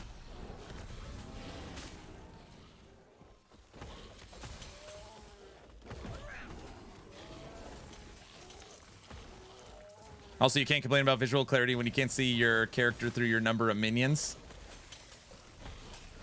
I think, I mean, I don't know. You guys could argue. You could say, I think visual clutter in Last Epoch is pretty good. I think they do a good job. There is one thing about Last Epoch. It is my number one, like, off the screen by a mile problem with Last Epoch. I still cannot believe it's in the game. I can't believe it. I can't even say it because I'm gonna get so angry. In Last Epoch, they do not put the boss's health bar at the top of the screen. I don't know why. I don't know why. It is the weirdest thing of any game I've ever played. I can't believe it.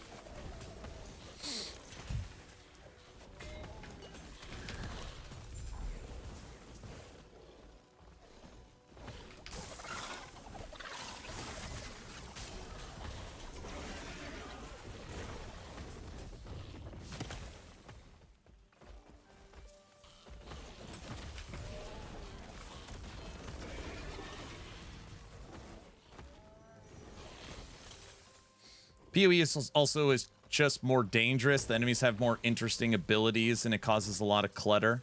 Maybe, yeah.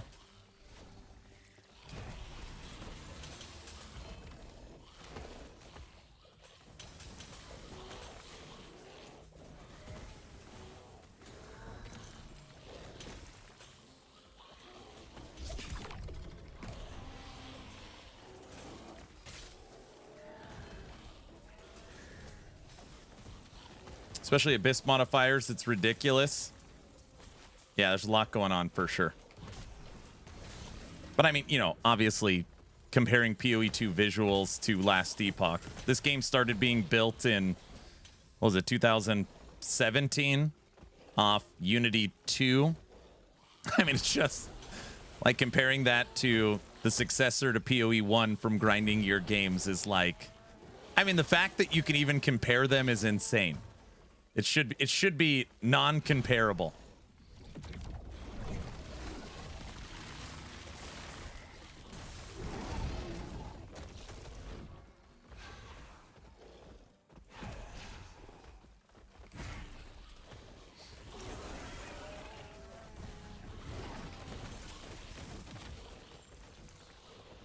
Oh, for sure, it's come a long way. Yes, it has.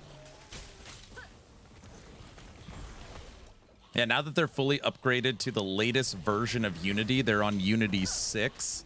They said they've unlocked a lot of different tools and capabilities from visual standpoints. Unity 6 is still never going to be Unreal Engine 5. And I don't know. I feel like Unreal Engine 5, it does look good, of course, but they all kind of look the same. I would say the best Unreal Engine 5 I like is Titan Quest 2. But yeah, Skymaster said it. No Rest for the Wicked is probably my favorite looking game. That like paintbrush look. I know that's not for everybody. But there's also a lot of people that just don't count it. They don't count Wicked in there. Come on, minions, go get him.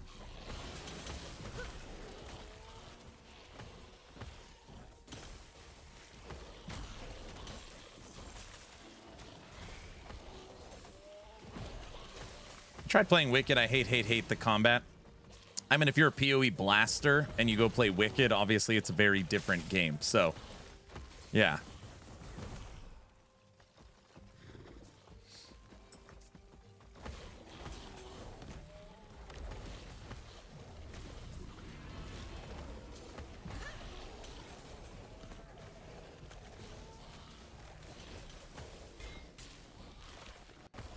It's even more tedious than PoE 2 combat. Well, I mean, they openly put it in the Souls-like category. PoE does not. So,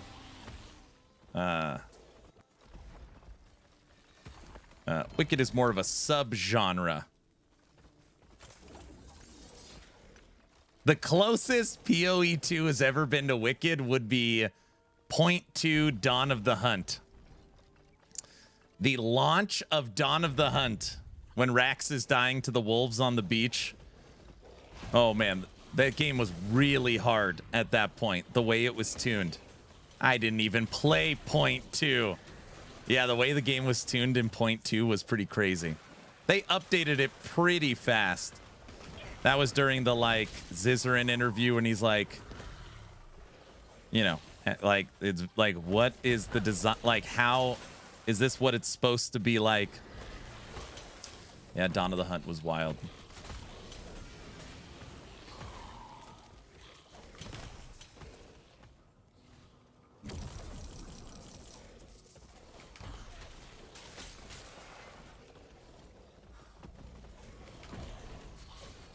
What did you do to the Dragonkin devs to make them listen? Articles up. I'm not taking credit for this one.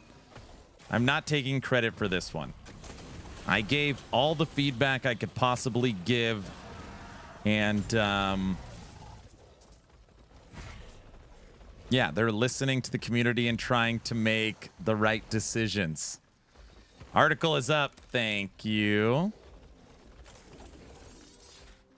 Tech, don't worry, the spreadsheet too. I added another column and put in both of the planners for the build I'm playing right now. So we're now at 44 guides for the website. And the spreadsheet will be fully up to date tonight. Oh, yeah. So, buckle down, sir. Buckle down. No. Uh-oh. We got a wolf and the Rift Beast is out.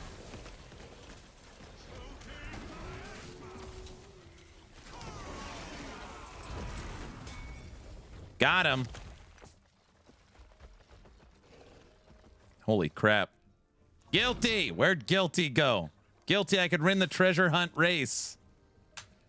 2 LP Blossom of the Immortal Stone.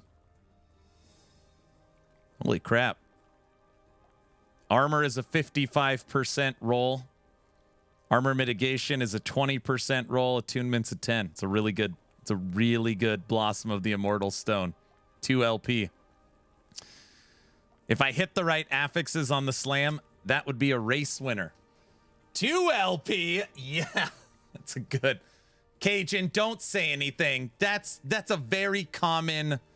The treasure hunt is still going. No, Banana won. And already got his banana hat. Banana won.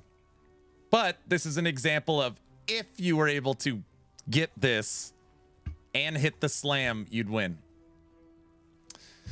That's a good. I'm happy for you. What? That's a goodie.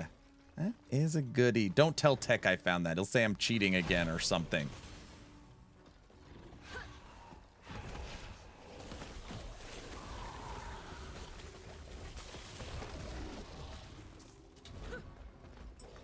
Is Blossom a best in slot item? So this is what's hard. Amulets are a in a very healthy spot. Basically, Evolution's End has almost ruined the amulet slot. They made this amulet way too good. All attributes, movement speed, all resistance, and then you could get 2 to 3 LP on it.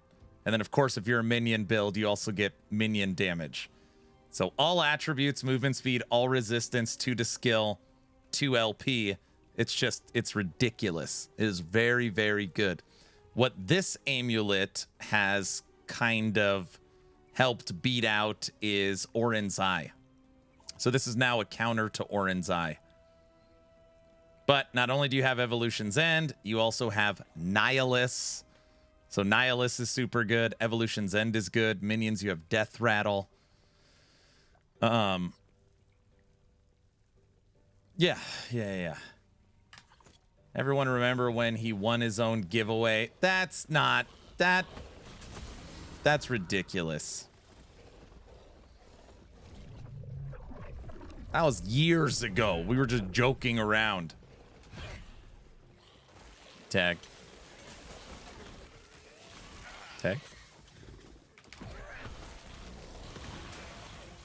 I mean, that's the best Blossom I've found for sure. Like, I doubt that amulet exists in the bazaar. High rolled 2 LP.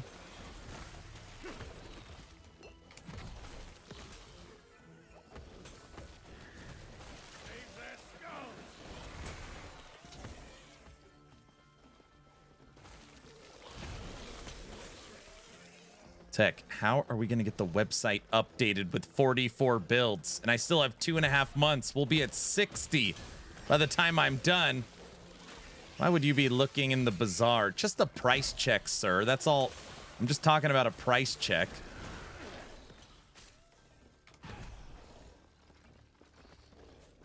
The Weaver's Will necklace, pretty good too. Oh, yeah. Inheritance. Yeah, Inheritance is really good too.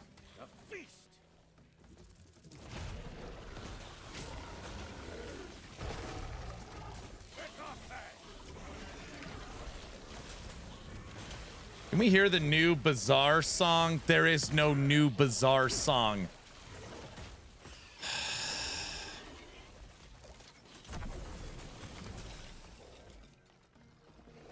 Guilty. Look at the roll ranges on what I just found.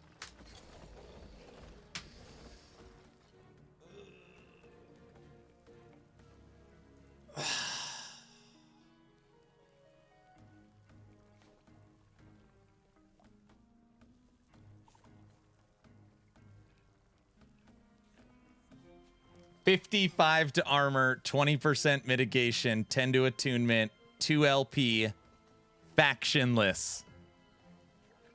That could be a race winner. I'd buy that for $1. That's the best. That's the best Blossom I've ever seen.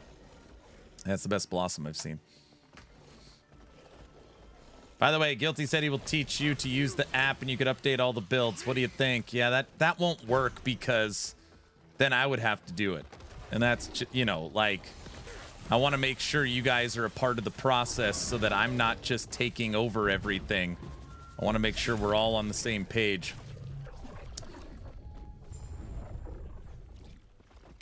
That could be a nice race winner. What did I know, I already told everyone you won, Banana.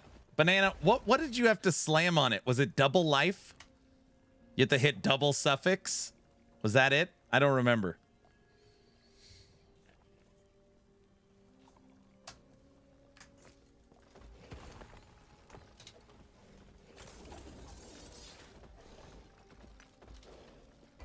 It's a catchy song. You stop it with the damn songs.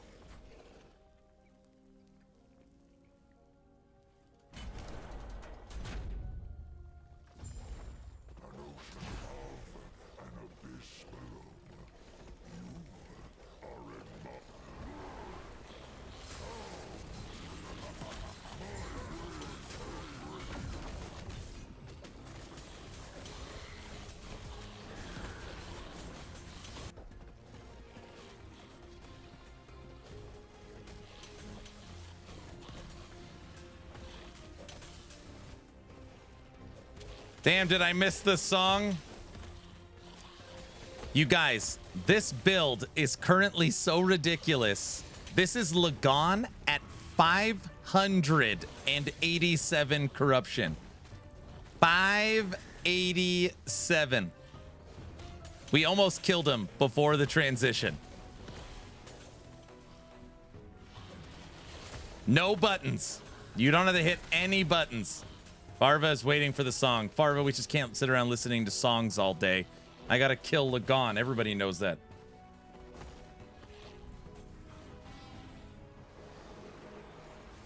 Stop deflecting and play the song. We're not playing a Bazaar song when we're not in the Bazaar.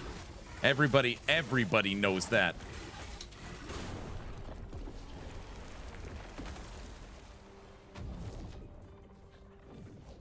Not even the gods can stand before the void.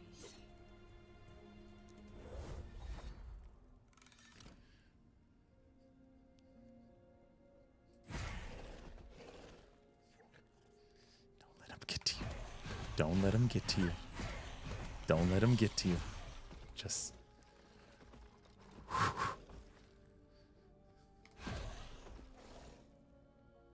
It's possible buttons should have been pressed. Well, I just stood there thinking he was dead. And then he had sharks with freaking laser beams. Which we all know isn't allowed. Everybody knows that. Looks like you need to go to the bazaar. Oh my gosh, this is what I gotta deal with. Is it possible that we could stop talking about the bazaar for 3 seconds? He was, in fact, not dead. I mean, we did kill him, technically. What the hell's Derek doing here? Damn it.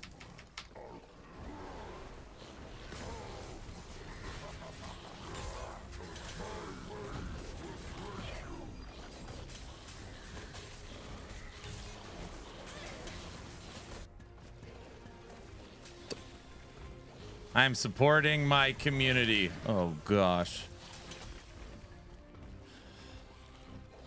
Derek wants to hear the song.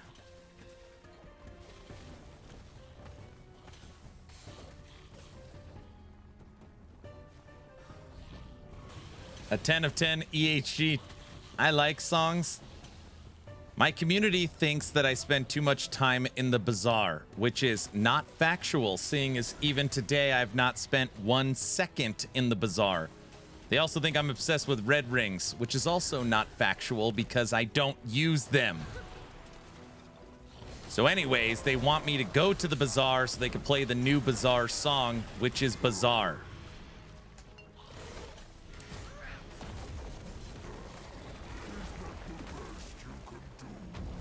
You used them once, all right? I used them one time to kill Uber Aberoth. That's it.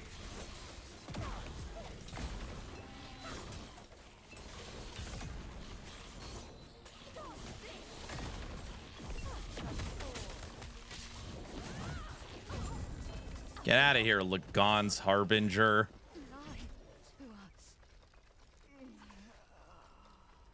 Guilty. Health regen, an 18,198. It's pretty good. Oh, we don't need health regen.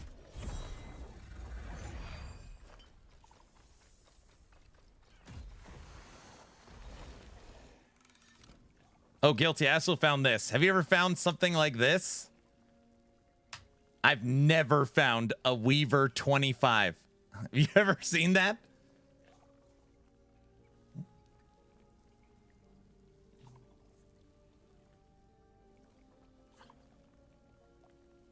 Is that a red ring in your inventory? No, that's not. I found this.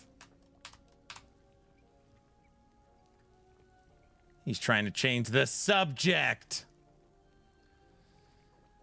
Derek, can you please rename the bazaar to the Aaron Action RPG Merchant?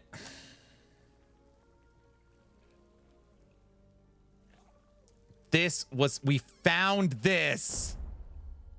We found this earlier.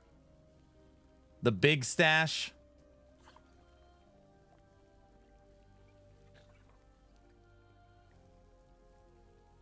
Can anyone help me? I'm 2 weeks and I cannot play last Epoch. I have so many black screens. I reduced my GPU, deactivated RAM. I have no idea. Have you tried like a fresh log, like just a fresh default? It needs to be renamed Aaron's Big Stash.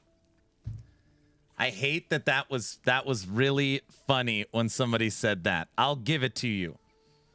Tech, yesterday I was looking through my inventory trying to find something, and I was like, oh, I don't have what I need. All right, let's go over to the bazaar.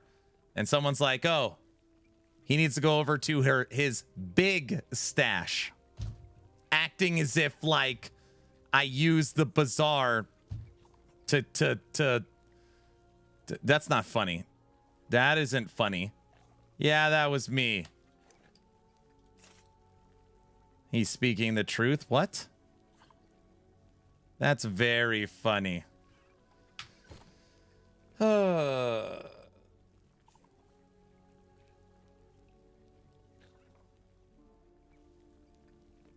Any solutions to Lich's passives not working as intended? Which passives aren't working?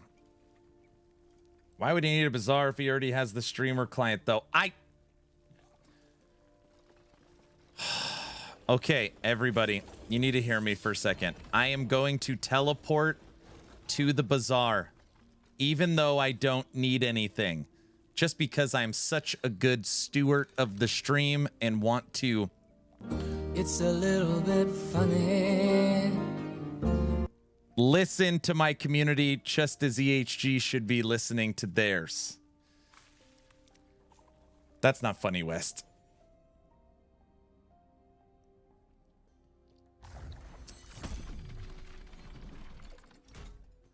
He's in the big stash, people. Play the new song. I'm gonna go get water. I hate this game.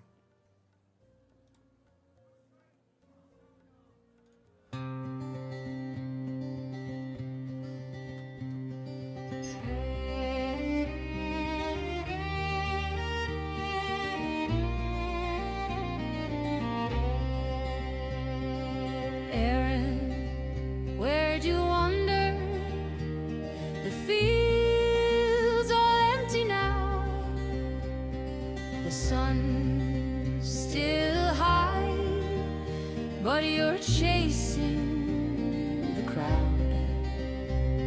The whistles in the dust, the monsters wait in the yard, but instead of playing the game, you're off to the bazaar.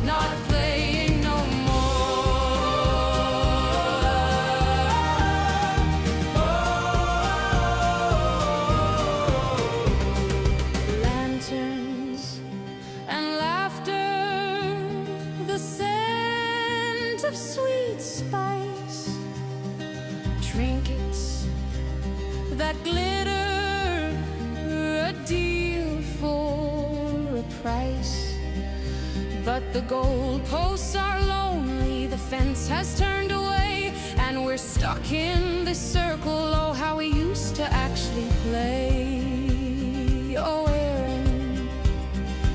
Aaron, hear the call. Come back to the game, come back to Ellie, don't stop. Red ring, people we've become, round and round till the shopping is done. Filter all you want, forget the lore. Aaron's at the bazaar, not playing no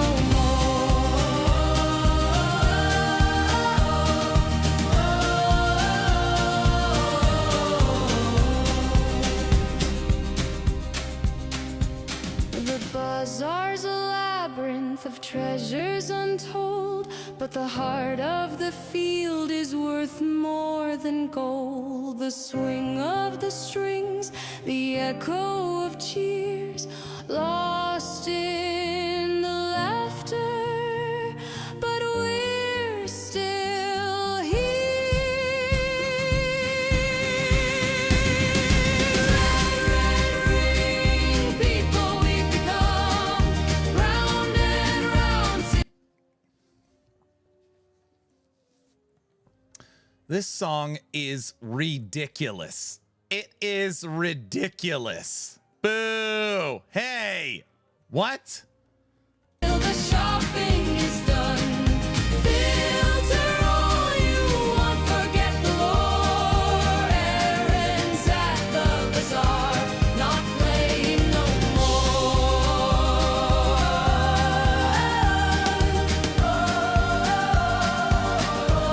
Not playing no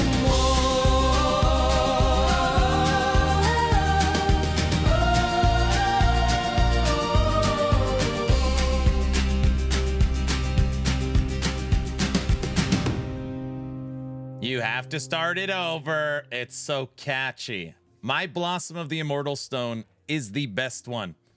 It is way better than both of the two available 2 LPs at the bazaar, currently going for 350 million gold. Who wants it to end? What? Oh yeah, it's a $500 million hit. Yep. Yeah, I put it at 500 million gold. If I wanted to sell it, you know. Okay, Derek, the song is terrible. I'm sorry they made you listen to it. Is it better than mine? It's also better than mine, I just checked. I freaking loved it. Oh, gosh. So he's insane, too. Thanks for sharing, brother. Play the Red Ring song for Derek. I haven't heard the Red Ring song yet. I gotta listen to it first. See, a professional opinion. What? Send me that track. I'll do a house remix. They're all insane.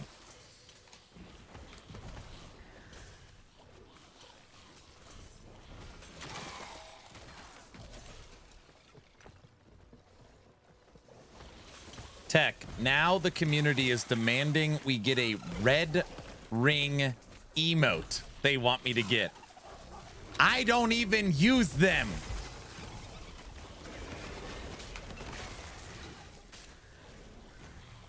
Tech.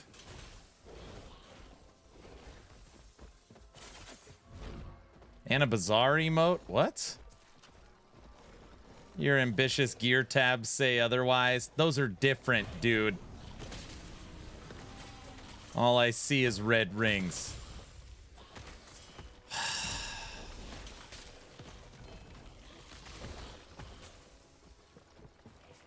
Aaron with the shopping cart emote.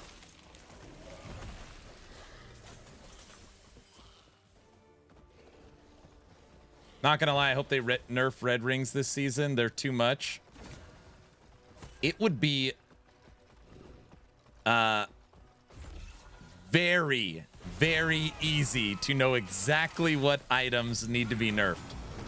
There's like, you know, I don't know, 10 universal items that pretty much can take a step down.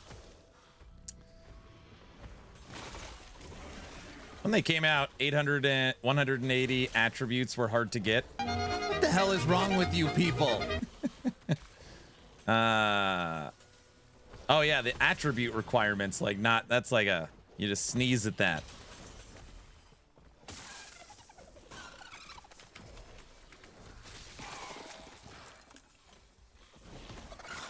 Don't touch anything Summon Bear uses. Isn't it hilarious that before anybody could even play EQ Cocaine Bear, they pre-nerfed it. They dropped, we literally saw what it was going to be, and they pre-nerfed it, knowing it was going to be broken. Hey, go figure. It was still broken. Still broken. EQ Bear is still nutty. Yes. Yes. Speaking of Cocaine Bear, have you seen the PoE 2 version? Just somebody saying that there's another Cocaine Bear build rampaging around. Your bear can use earthquake. Your bear can use earthquake. What? Farva, out of nowhere on a Thursday, has gifted 50 subs to the channel. Wow. Wow. Thank you, sir. We have hit our goal of 800. Woo woo. We want to listen to Polka. And you were ignoring him. Come on, guys, it's me. I would never ignore Farva. Farva? It's not a subathon time, sir. That deserves the Farva song. Everybody, tomorrow we are watching the live stream reveal of Torchlight Infinite's Season 11. Are you ready to polka? And it's a treasure train. And tomorrow we'll be playing Dev Chat Bingo for the return of senior developer co-founder Mike for Last Epoch. We now have a level 9 treasure train. Oh, a treasure. Farva, we should figure out what level to hit to reactivate the I'm just kidding.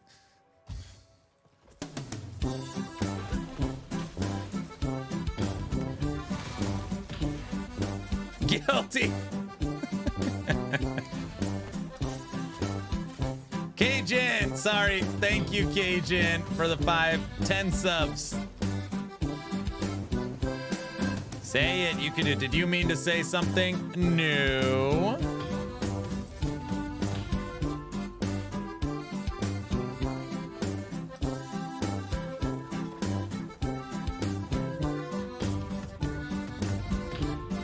$60 subs just came in.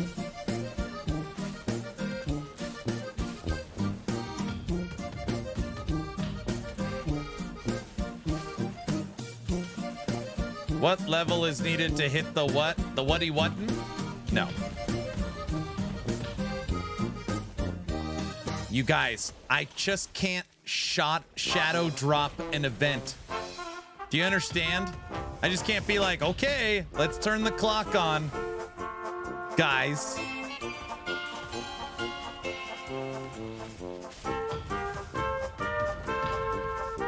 Yeah, Farva, send it to me.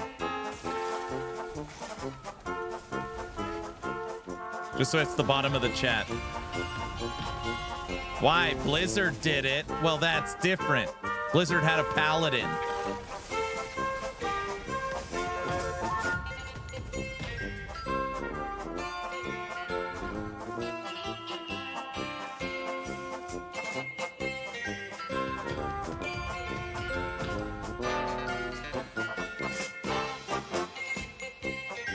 Where's Farva?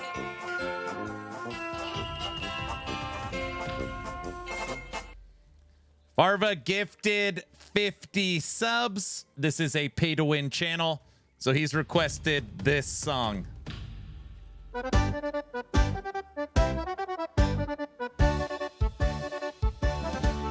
in the wild with his sword in hand, Aaron's crafting legendaries in the shifting sands, fights the monolith one boss at a time, spins the wheel of fate, all the drops are fine. Swing to the left now, bash to the right, chasing the echoes under moonlight, treasure unfound, Aaron fights on in the last epoch till the break of dawn.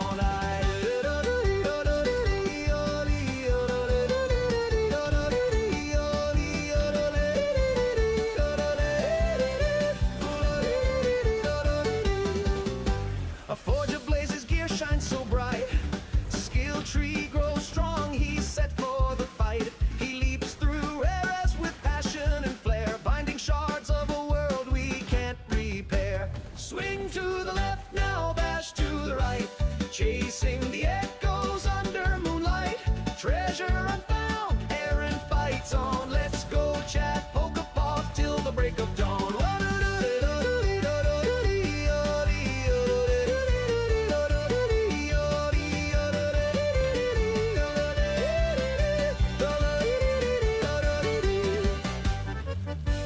There's no timer. Guilty.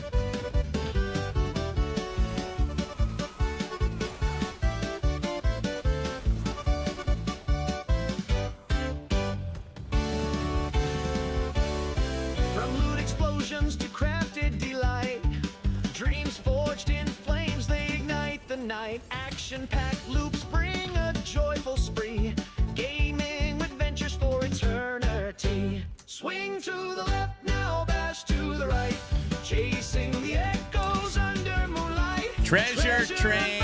out there and fights on. Let's go chat, poke a paw till the break of dawn.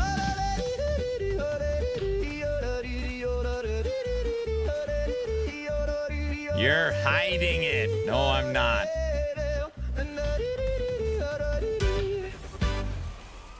Now, if anybody is new to the channel and you don't know what the hell's going on, here at Action RPG, if there is ever a level 2 hype train, let alone level 10, the polka must flow until the hype train is over.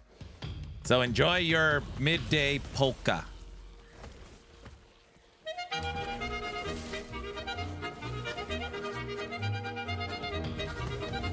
Heavy, thanks for the 5 subs.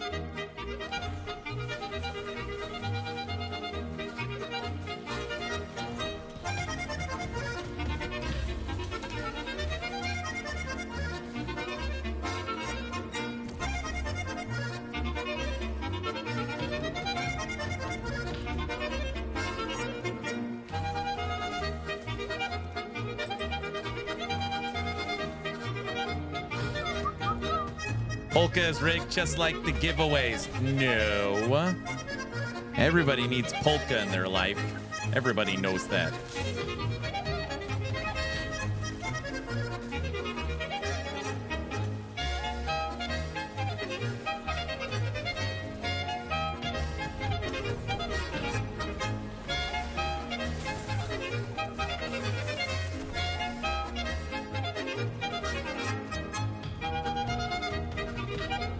Cajun has dropped another 5 subs. What are you guys, this isn't a event we're running here. You guys know that? Thanks for the prime sub. Sty, thank you. Guys, stream of bots listening to music made by bots and giveaways for the bots. Put the clock on the stream. An event? No, we're not. There's no clock, guys. Welcome to the Thursday event day. You guys think we should just start? My viewers like the polka more than me. So let me see if I understand this correctly. We should just start the subathon for Last Epoch 2 months early. Is that right? We should just start it today.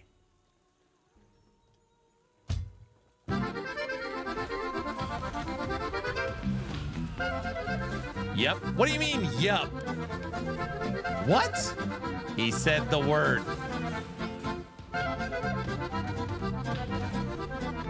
Marek, will you get out of here? Thank you for the 5 subs. Just make the timer visible. No. Wait, we're starting an LE subathon today? No. Nice job starting. Do you guys ever think maybe there's some regular people watching the stream wanting to get Last Epoch news? And then they come here and they're like, what the hell's going on? Do you ever think about that? Guys?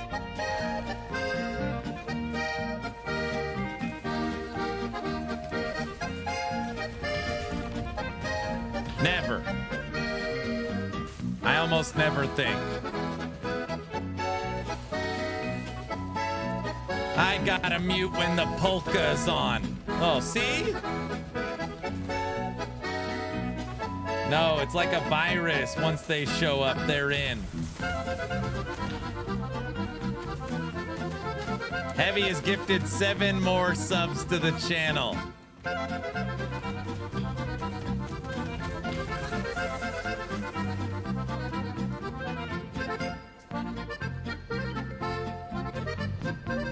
Yes, I came for the LE, but stayed for the polka. Uh-oh.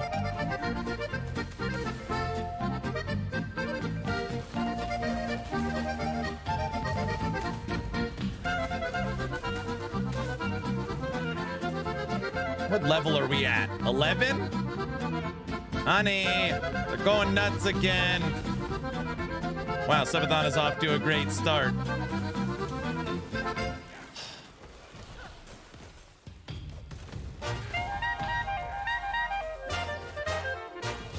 Tech, that's not funny. Don't do that.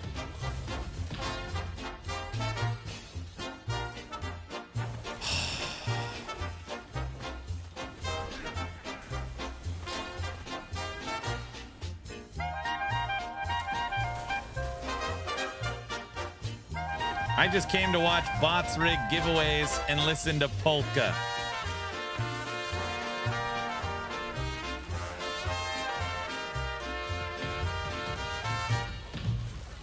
You guys, we just can't sit around listening to polka all day. Right? This is a gaming channel. We're supposed to be playing games. Right? Oh, yes, we can. What are you, nuts? Barba, thanks for the sub. He's awesome. Level 11. Yes.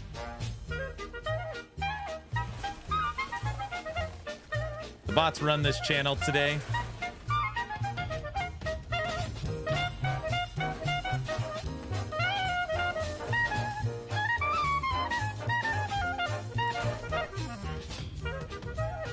Yeah, what's your excuse? I don't know.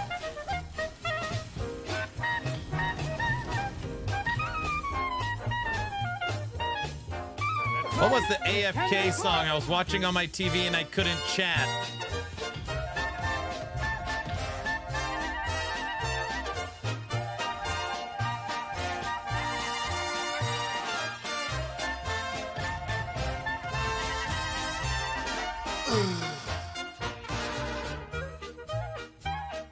It just goes for so long and it's so loud. Tech, don't send that link out. Tech.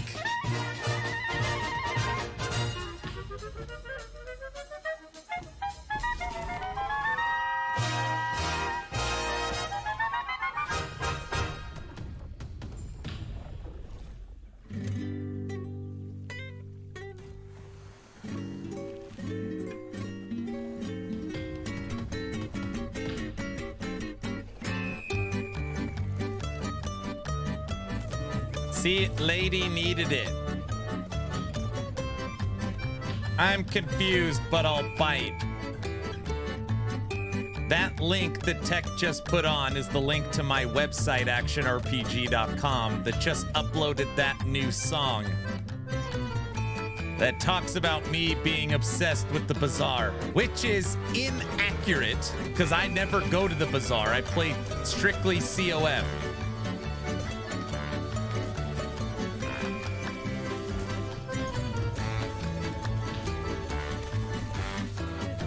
Cajun? What?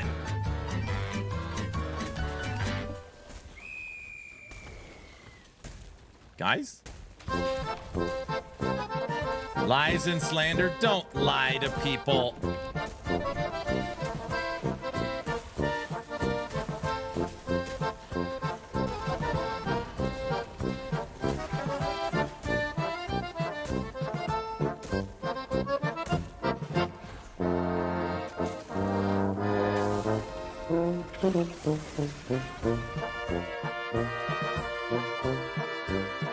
All right, well, right now I'm testing out Merchant's Guild to get a feel for it, to be a better, more well-rounded player.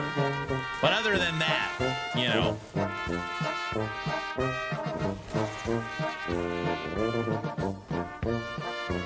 Treasure Train concluded, level 11, 83 subs. This is a banger. Now it's over. That was the polka, like, get in line for the merry-go-round. That was the merry-go-round polka. Everybody knows that one.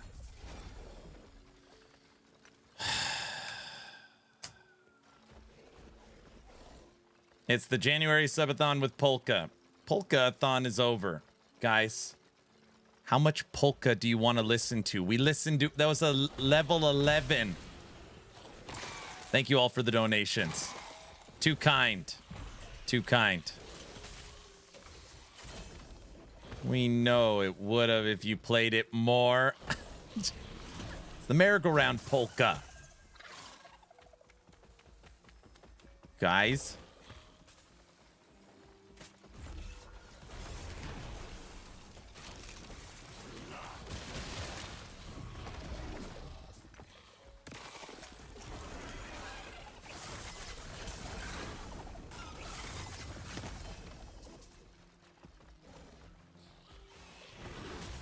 All right, guys, the stream is back to just listening to the soothing sound of my voice. How's everyone doing? Guys? Euler? I prefer the polka. What? Where's the Bazaar song? Oh my gosh. And Lord, unless your voice is saying we're starting a subathon, I'd rather not hear it.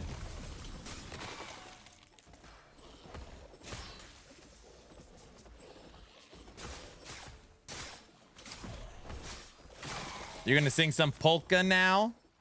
No, I don't feel like yodeling right now.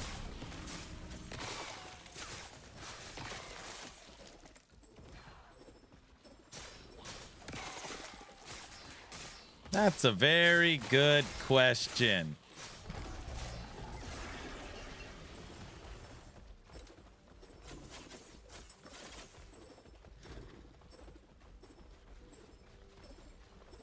Derek already knows we're due for the Bazaar song.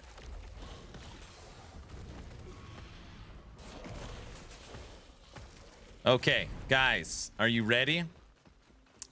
Again, just like everything on my website, it's under development. I am the owner of actionrpg.com. It's my website. See, look, I'm live right now. On here, we have news, creators for the site, event calendar, and then games. So on here, you click Last Epoch. You can click on your class, click on your mastery, and it'll show you the builds up to date. This is the stuff we are currently developing. And something new to the website is, you can't see it because my head is blocking it. In the top right corner, you will see a little button that says music. If you click on music, it will take you to this, the Action RPG playlist. Now, my partner in crime tech knows that this song is ridiculous and a lie and has no, you know, it's false. But yesterday, he uploaded this new tune.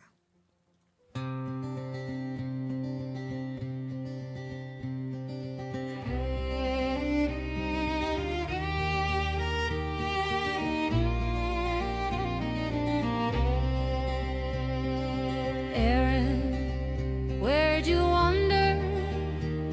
The field. We don't need to listen to that propaganda anymore. But ultimately, the music player on actionrpg.com is live. Where'd Aaron go? It's like we need a volume slider on it. It's ridiculous. You can't actually change the volume on the current music slide player, but it is functional. Hey, what? What did I do? Lady, what? Oh, there he is.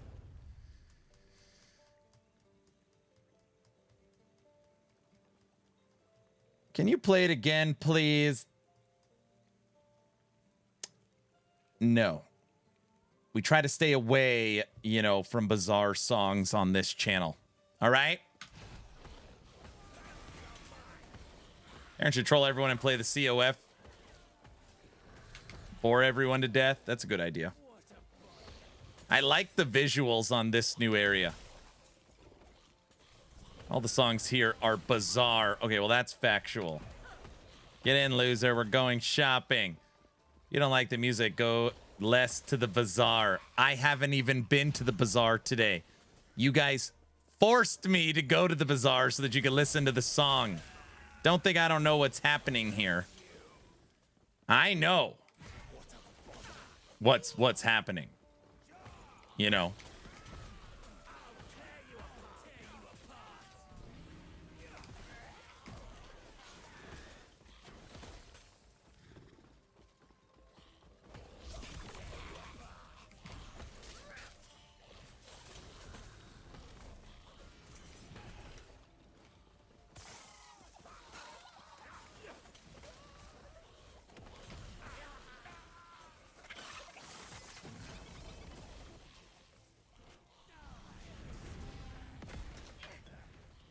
Can you tell me what's happening? What's happening is they want me to go to the bazaar so that I'm required to play these songs that are inaccurate.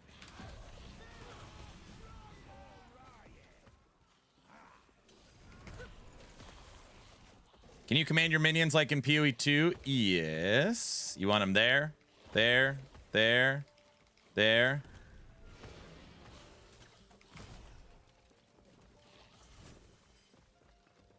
Yes, you can command your minions. You want to see something else you could do with your minions? See top left up here. Right now I have them in defensive mode. I could switch them into offensive mode. Now they'll attack people off screen and go farther away from me. Or you can keep them in defensive where they stay close to you. They have stances. Can you at least play the MGCOF song then? Oh, that is sick. Yes.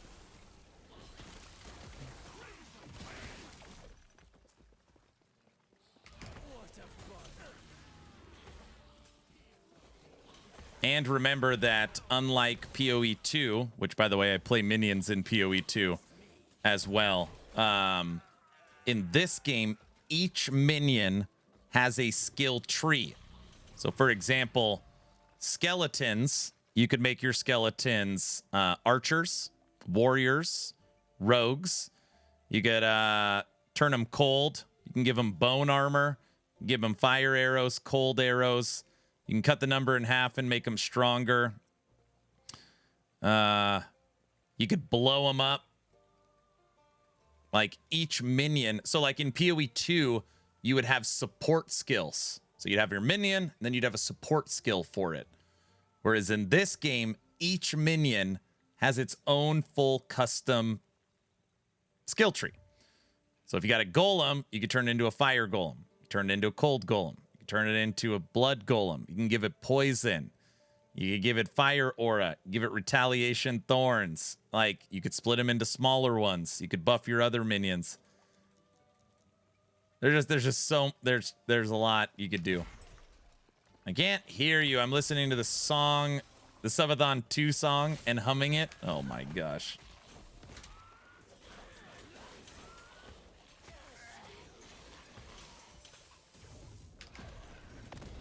I've been playing PoE 2 lately, but I missed last Epoch. Yeah.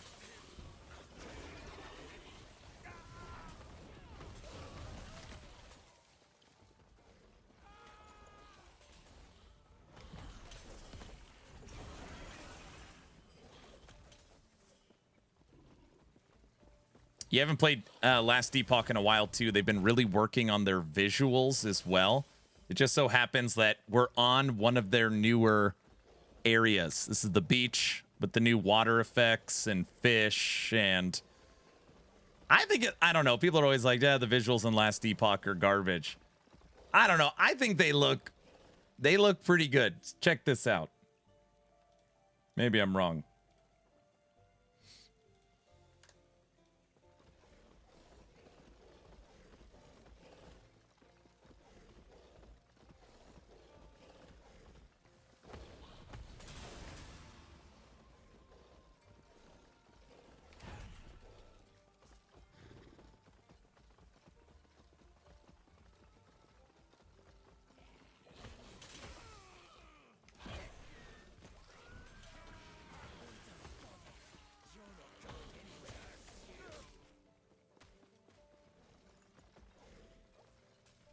I don't know. I just feel like they've made so much progress in the visual standpoint.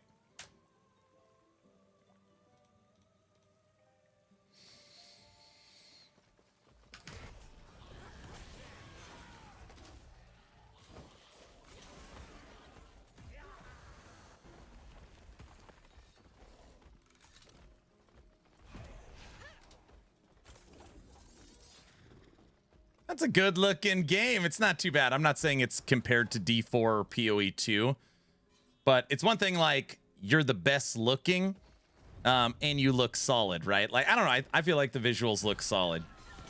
Certainly not the best, but not like unplayable, feeling insanely dated. I don't know. There's still so much they could do. Still so much they can do.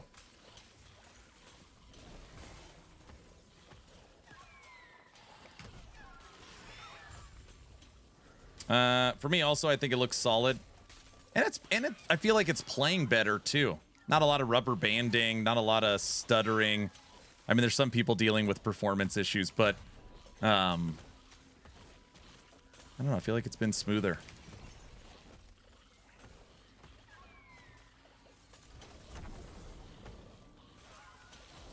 Oh, look, Sladra is on your team. He taught me how to play PoE way long ago. Sladra did. Yeah, Sladra's a good guy.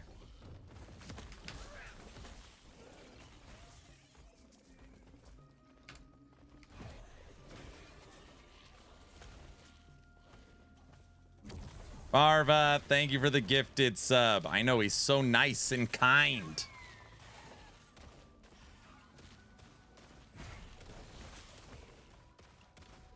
My PoE 2 lately has had a lot of disconnect issues. You feel like PoE 2 lately with the last druid has really held your attention?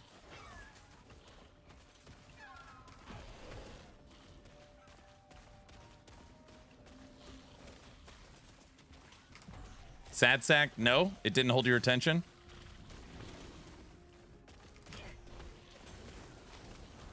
Diablo 4 has. D4 has held your attention. Have you made a bunch of paladin builds?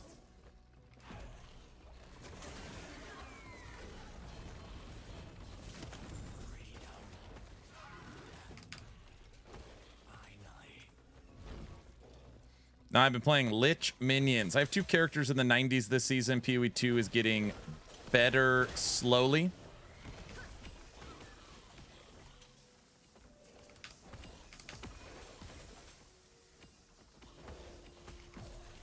Just one this guy Aaron came up with. It's a good one. You've been playing Lich Minions. So that means you've been playing Spectres. Is that what you're playing? Spectres? I would guess. Hi, y'all. Hello.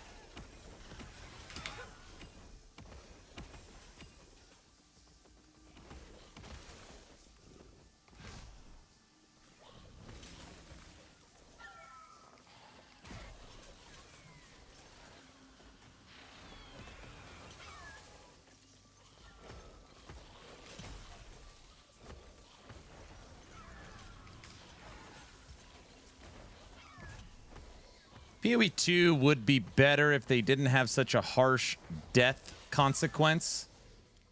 And yet the game freezes and lags all the time. I mean, I've seen them directly answer that question quite often now. And they think that death should have a pretty serious consequence. Like they're very much in that camp that you just can't die the person that dies once and the person that dies 50 times but just keeps kind of chugging along should be a very different experience. They want that friction. They want that. Just another friction point. Yeah. Arsonists, brutes, snipers, raging spirits, off weakness element. Wrath of Earth, I think it's called.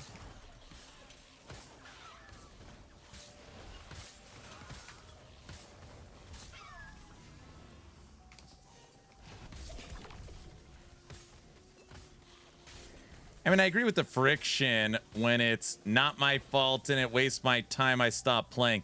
That's how I feel when I die. Most of the time when I die, it's not my fault. So that's, I'm with you on that one, Farva. It's like, you know, it's not fair. Oh, brother, what? Maybe it has something to do with the graphics card you have? Maybe. Yeah, it's the swamp gas from Phoenix. That happens all the time. I got to deal with that. All the time.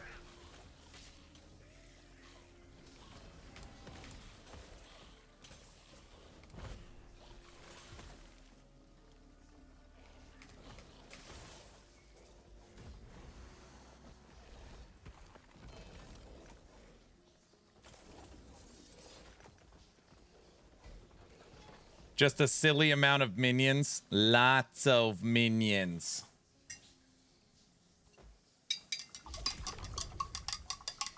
Aaron, you play like doo-doo. They also thought it's not fair. What?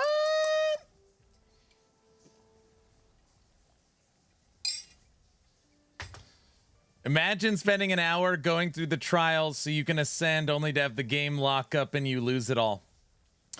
I am not a Path of Exile hater. I've grinded so much PoE 1 and PoE 2 as of late, enough so that I put out build guides for them.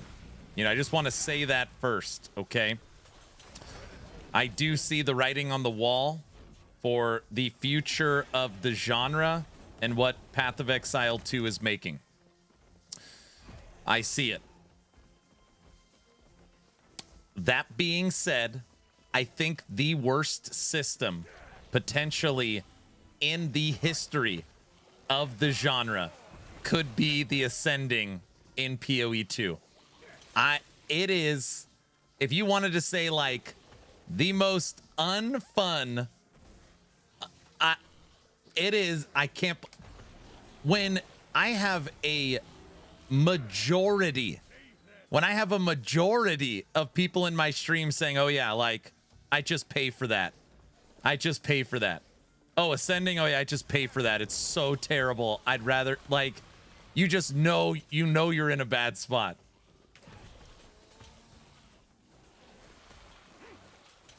%1,000%. Yes. That system is wild. Trial of the Sigma is particularly the worst system of any ARPG. It's so crazy. Oh my gosh. Yeah, it's CrapCon. It just feels so bad. It's, again, all the good stuff going for PoE. That is the one thing you will never... There's obviously, like, community member Nash likes it. He always talks about he enjoys running trials. Which, of course, there's going to be people that like it. But I would say an overwhelming majority do not think it is fun. It is the worst. I made a build just to farm through it so I can make money doing carries. Yeah, it's crazy.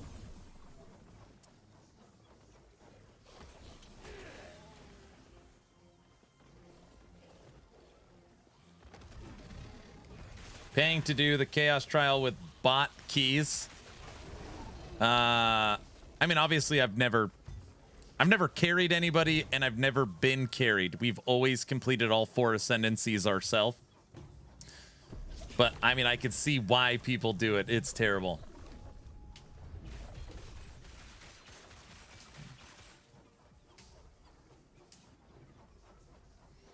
I will say I liked the other one better.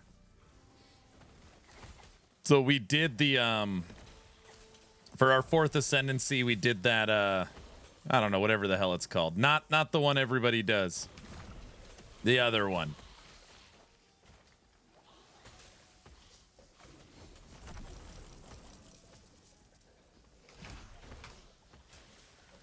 Trial of Chaos. Yeah.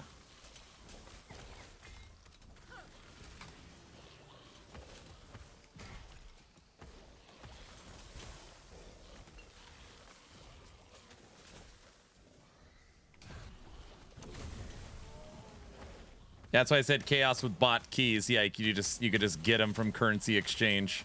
Yeah.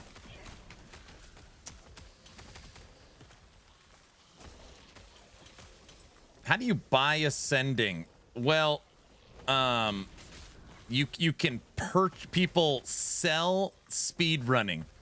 So you can buy slots to have someone speed run you through the trials.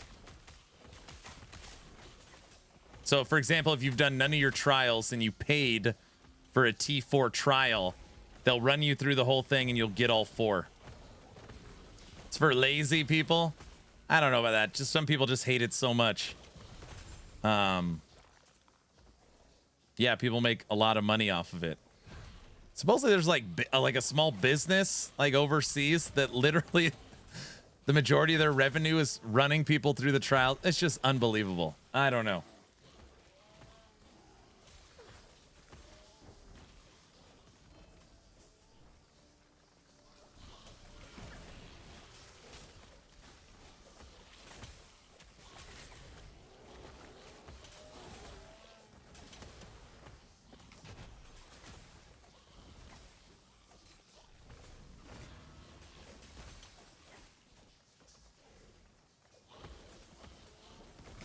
PoE 2 is still in beta, so there's hope. You think they're gonna update trials? Think maybe they'll change it?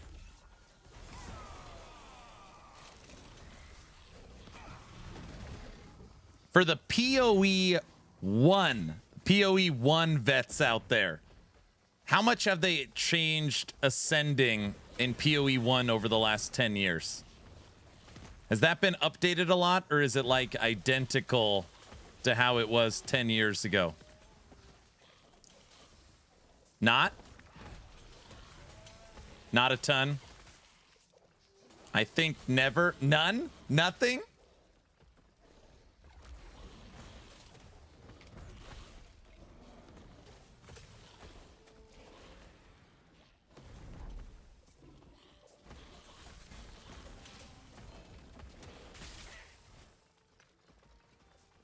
When are they adding Acts 6 through 10? I don't know. So I will say that Jonathan Rogers has recently said, which I was pretty surprised about, that the game can launch 1.0 without all the classes and ascendancies. Because for a while we've been saying, dude, 1.0 for PoE is not coming for a long time because of that, right? It took us a year to get the Druid. But now that he said that ascendancies and classes are not required for 1.0, I mean, the game could launch at any time. Act 6 through 10, there's more campaign. No, isn't it 8? Right? Is it 8? 8 chapters? Isn't right now you go to 4 and then you have the... Isn't it 8? It's 6 acts? Is that what... I don't remember what it is. Right now you go to 4 and then you have the interludes. So you go to 4 chapters and then you have the interludes. The interludes are going away. They're getting recycled for something else. And we have two more chapters. Something like that.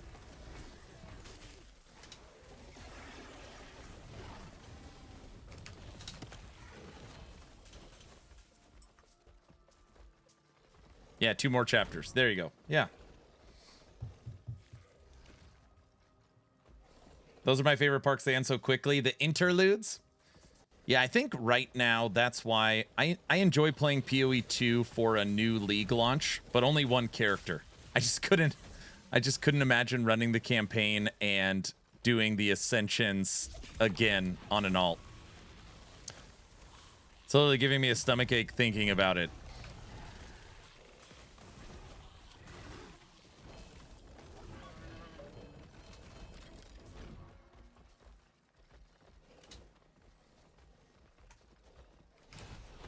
I ran the campaign 5 times this season because I couldn't find something I wanted to play. Oh yeah, that's a lot. That is a lot.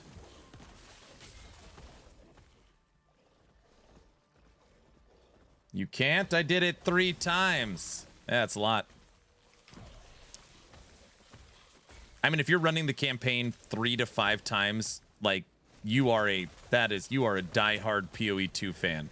And I like PoE 2. I mean, I really think you are diehard. That's a lot. Right? I don't know. Maybe I'm off.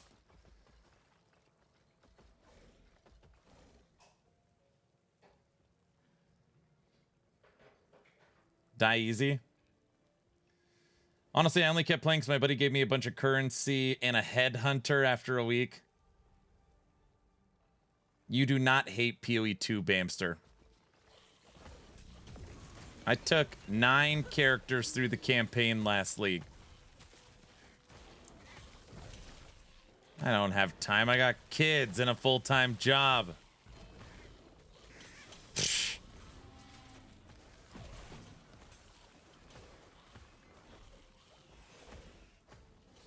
Ooh, a 22 Weaver's Relic.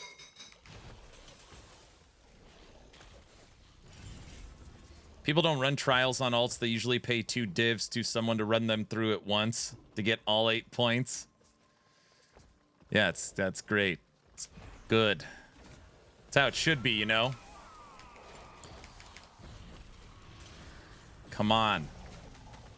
Come on. Another Weaver. Sentinel Relic. Attunement, healing. Nobody uses healing effectiveness on Sentinel.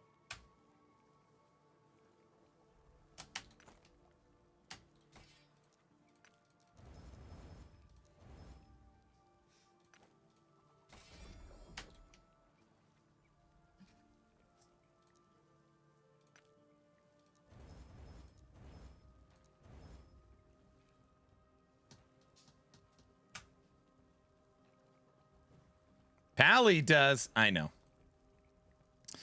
I know.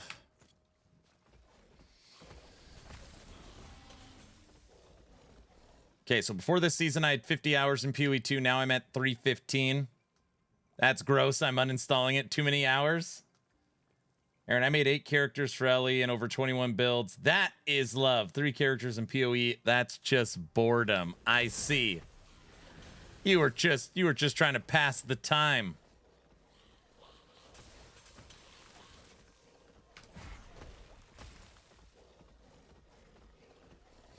It'd be nice to have supports on LE for group play.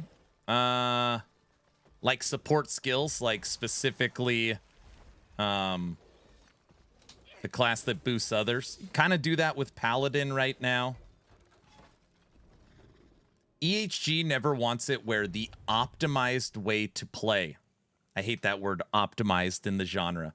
But like, oh, if you want a speed run, you want the best loot, you have to play in a party because a party could have a full support character, where obviously you couldn't do that solo.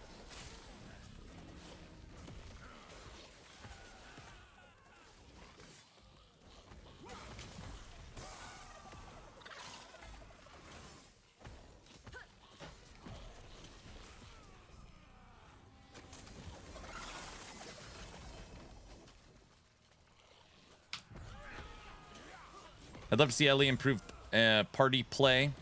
Still full of bugs. Make it better. That's why I hated Dark Citadel in D4. We ran Dark Citadel quite a few times when Doc was around. I'm never really solo. I'm always grouped with friends. Do you build resonance with them? I haven't done the Dark Citadel in a long time. Is that still in the game?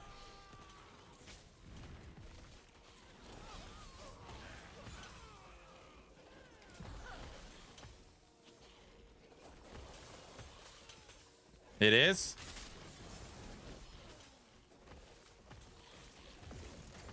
Yeah, but it's not meta. Well, if it's not meta, if it's not the optimized way to play.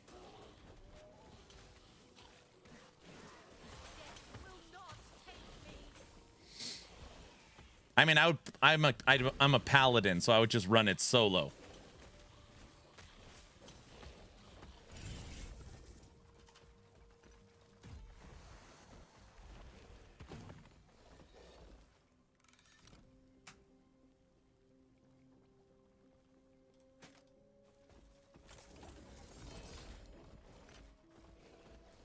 Bamster, what's the Woven Echo to re-roll the unique? Like if you have a 2 LP and a legendary with 2 mods and you can re-roll the unique LP. Which one is that?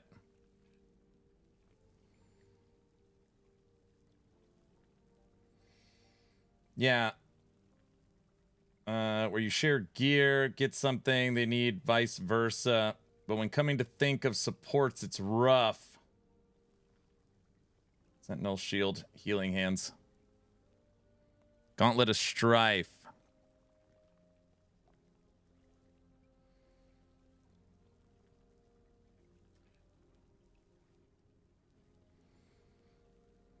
On the Gauntlet of Strife, let's say I've got a 2 LP unique and I've got 10 legendaries that are 2 affix. Can you roll it over and over and over and over again? Gauntlet, that's my favorite Echo. Yes? All right.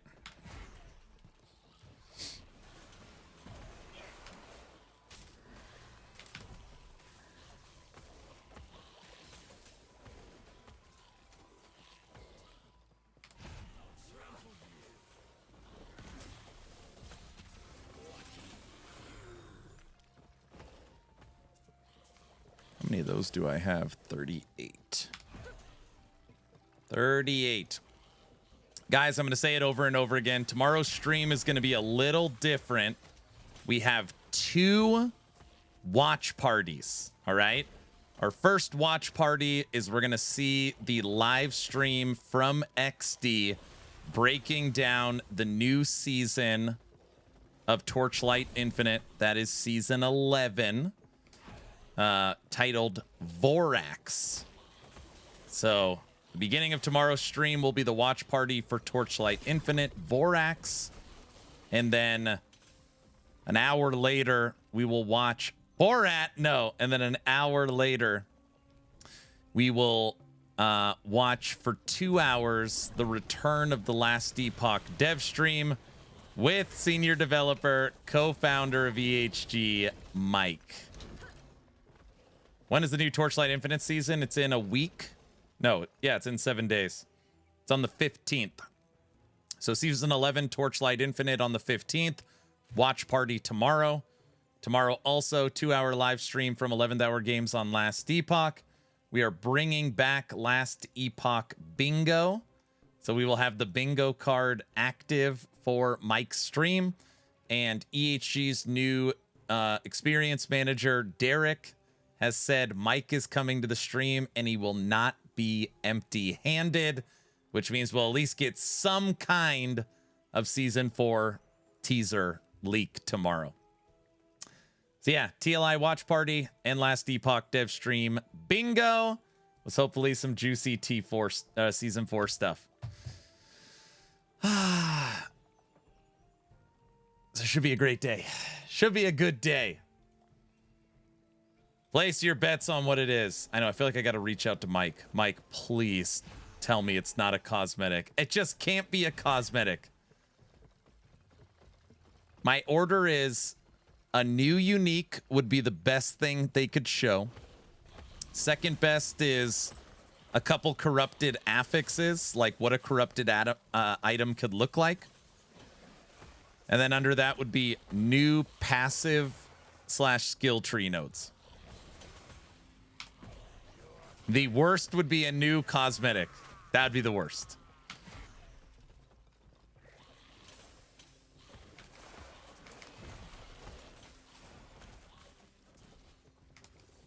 You know what it could be, West? Could be a new enemy. There's always new enemies or updated enemy art. That's something that they tease quite often in the past.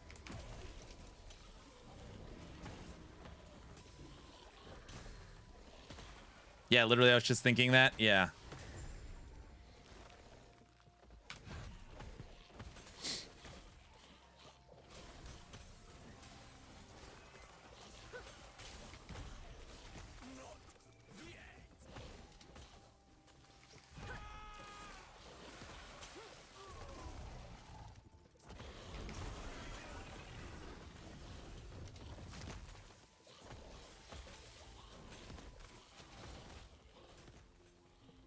That would be a bit of a letdown for first stream back.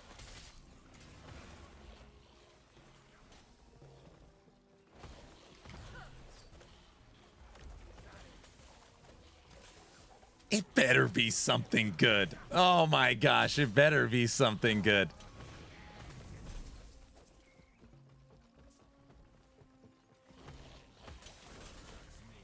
Mike has been gone for months. And it's the new year. It can't be it. Oh, is it gonna be bad? Why do I got a feeling it's not gonna? It's gotta be good. I want a 2 or 3 LP. Damn foot of the mountain. 2 or 3 LP. Come on. I'm not asking for a lot.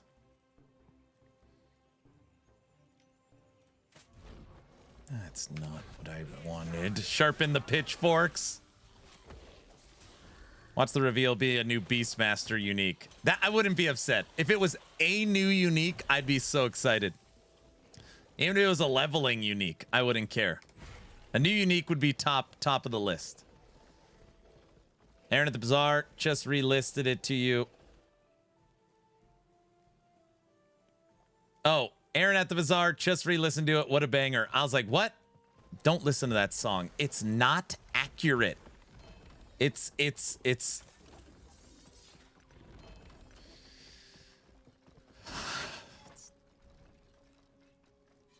please. My wife asked if I was hungry. I said, yeah, you know, I could have a bite. It's 100% accurate and catchy.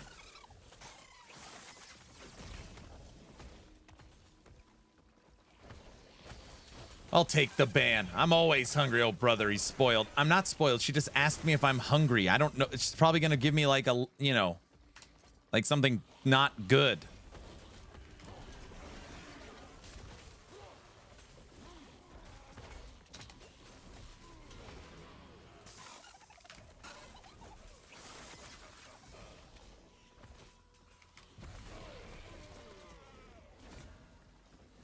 Impossible.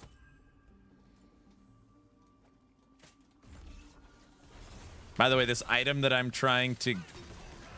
When you talk about items that are universally used for so many things in the game, items that come to mind in Last Epoch. Foot of the Mountain boots, Blood of the Exile boots, Red Ring, Pale Ox, Evolution's End, Nihilus Amulet, Evolution's End Amulet. Oh,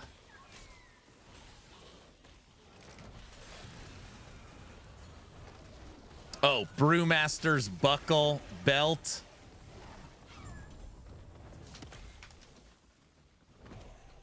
Also, all melee builds are now using the new Army of Skin boots with Shattered Chains and Siphon of Anguish. The combo ring belt.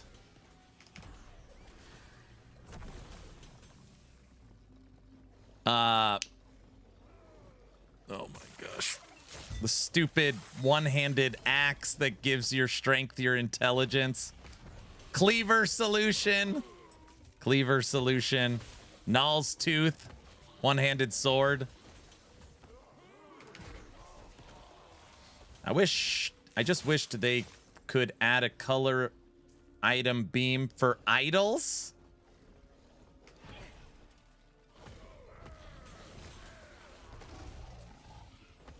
Say that poison aura ring around you, if you could change the element of it, you could change it to cold. You could change the cosmetic appearance. You could make it look red. The dark ritual version.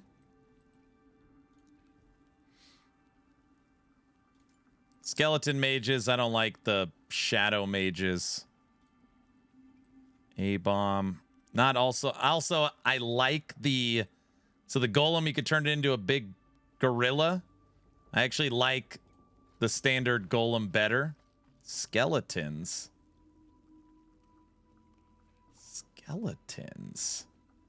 Obsidian summon skeleton.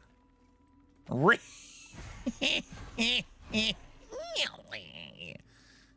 is that?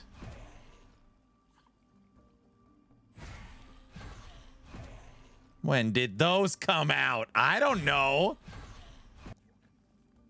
That is interesting. So technically, I could make the aura around me red, and I could make my skeleton rogues red. And I could turn my golem into a gorilla, and I could turn my death knights into purple, blue, abyssal shadows. I could turn them into void knights. Void knights. It's so funny. Out of all the colors and ways you could make your skeleton mages, they look like void knights. Can you change the dino? No, because the dino's not a skill. The dino is created from an item, the T-Rex. So you can't, it's not a skill. Oh, brother, now he wants a giant red ring. No, that's not what I meant. I don't remember those. Okay, here, let's do this. All right.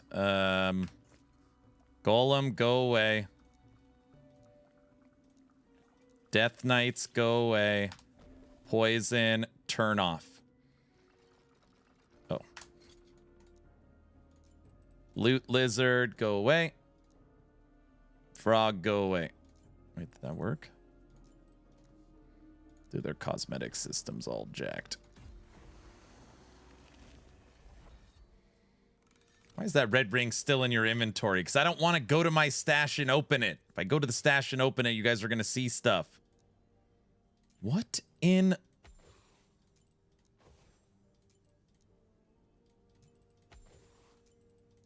So weird. Red things?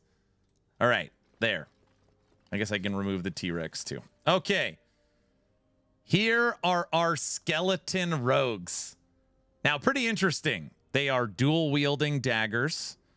They've got like little acid flask belt around them because they throw acid flasks. I think they have little backpacks too, or no? Oh no, it's just like a little shoulder strap. Those are our skeleton rogues. We could change the appearance of these. These are the damage dealers. To red or keep obsidian. I don't know if I... Red things? You think I should turn them red?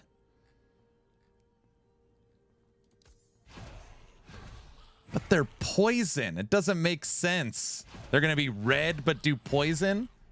Obsidian? Red to match the rings. I'm not using red rings. Christmas skeletons. I feel like I'm not going to like them. Red poison. You should make the red, make the ring to be red. Who said anything about making sense? This is Murica. What the hell is this? Lich has a death form? Dude, I haven't seen any of this. Reaper form? When did all this stuff come out? all pay to win stuff. I remember that. Raptors, lizard, saber-tooth.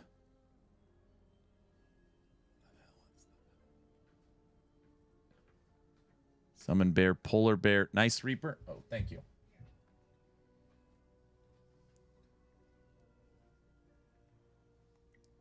See, guys, not just she made me a little like quesadilla.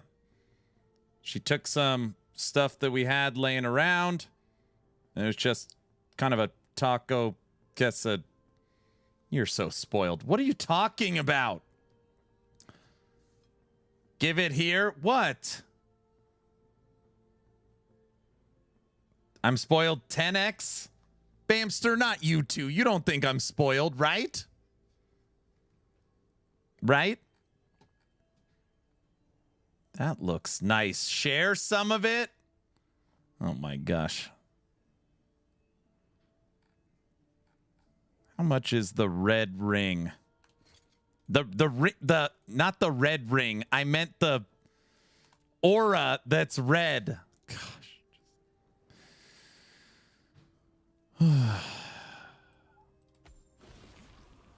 It's 150. I can't afford it.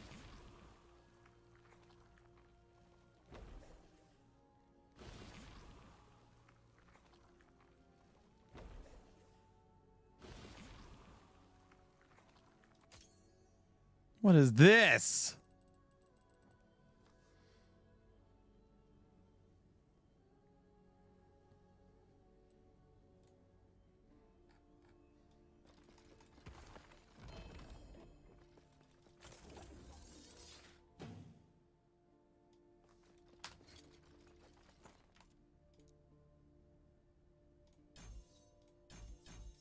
All right, maybe I'm a little spoiled, but not that much.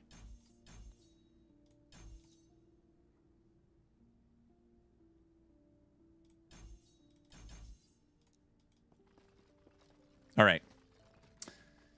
Eat them before they get cold. I am going to eat it. Everybody, the video that I'm about to turn on as we eat, I don't know if it'll be everybody's cup of tea, but Xathia sent me a video from Gamers Nexus about AMD, and the thumbnail caught my attention. So while we eat for a little bit, it says AMD WTF was that. So we're gonna watch a little Gamers Nexus and see what's enjoy your food, see what's going on.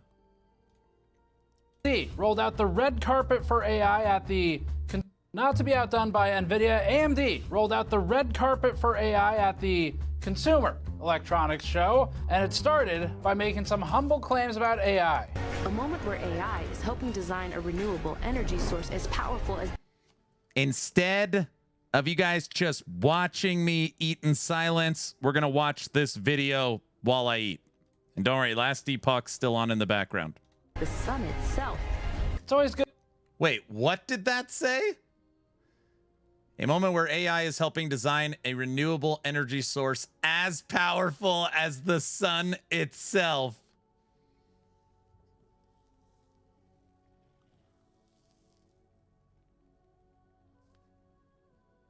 That's a weird claim. That's a bold. I'm sorry, what? AMD? I get it. It's a stream. You're showing a video about AI. Very funny. I can't stand marketing departments. When does the AI kill us all? Itself. It's always good to be modest and stay within the laws of physics. And I think we're moving to a world where GDP growth will itself be driven by the amount of compute that is available in a particular country, in a particular region. See, that's the modesty we're looking for. This resonates with consumers at the Consumer Electronics Show, and it's very in touch. AMD even invited OpenAI president and dollar store Jensen Huang, Greg Brockman, to the stage. Generations. So you see this slide that I very painstakingly put together. Actually, I did not painstakingly put it together. I asked ChatGPT to go put it to go create the slide. And so it literally did all the research, and you can see some sources at the bottom. And it actually went and read a bunch of different, AM. Yeah, quick question. Can AI also speak? We actually have the opportunity in the not too distant future to have AI cure baldness. Wouldn't that be incredible? Mankind became stupider at a frightening rate. But sadly, the greatest minds and resources were focused on conquering hair loss. Now, before you go, I have a very fun thing for us to do. Oh, but this whole thing has been so fun already. This whole of government approach represents a historic mobilization of resources, tasking the Department of Energy to integrate its world-class supercomputers and data sets into a unified, closed-loop AI platform. AMD kept its keynote light and fun by bringing out former Lindsey Graham staff and current technology policy director at the Trump administration, Michael Kratsios. He's part of the White House's direction to lead the charge to eliminate states' rights over data center construction and AI regulation, and to instead unilaterally federalize it under the lunacy that is whatever this tweet is saying. There are 3 strategic priorities the U.S. needs to get right, as laid out in President Trump's AI action plan. The first is we need to remove barriers to innovation and accelerate research and development. We are already at work looking for regulatory roadblocks to innovation and seeing where we can update or remove them entirely. Isn't this fun and about consumers and electronics? Thanks, Lisa. Thanks, Steve. No, you're from the other company previously.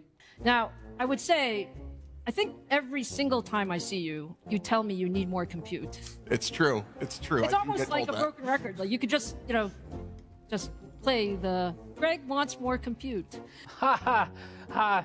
It's funny because he's the guy ruining prices for consumers of electronics. It's very relatable of a statement to make. I just love tech CEOs. How many of you have had an experience that was very key to your life or the life of a loved one, whether it's in healthcare, in helping manage a newborn, in any other walk of your life?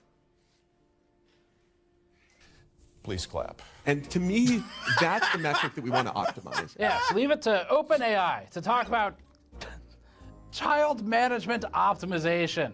I cannot imagine having gone through that, like figuring out how to raise a newborn without ChatGPT. At least they're consistent. My theme for tonight is you ain't seen nothing yet. I really wish we had seen everything already. In fact, the only nothing we haven't seen that I'd like to see would be the Ryzen 7 9850 XVD, which is a consumer electronic at the Consumer Electronics Show by the Consumer Technology Association that did not get a single fucking mention in the whole keynote from AMD. That's right, they announced the thing at the same time as the show, but they didn't actually announce it at or in the show.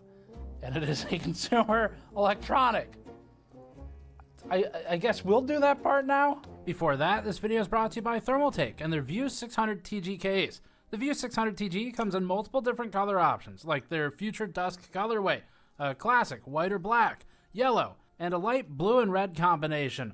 Thermaltake's View 600 TG uses an angular glass front design with heavily ventilated side intake and bottom fan mount options, plus large holes in ventilation at the back for more flow and pressure customization. The case makes for a good showcase PC with colors difficult to find elsewhere, while also providing adequate cooling options through the perforations around the case. It's also compatible with some back connect motherboard form factors. Learn more at the link in the description below. So AMD's keynote was filled with the same level of bumbling, inane idiocy as all of the other ones that we're covering, like Intel's. The only difference is that AMD, for whatever reason, decided it was a good time at the Consumer Electronics Show to have an AI regulatory policy meeting with the White House on stage in front of everybody, scripted and rehearsed. It was really fun, to use Lisa Sue's word.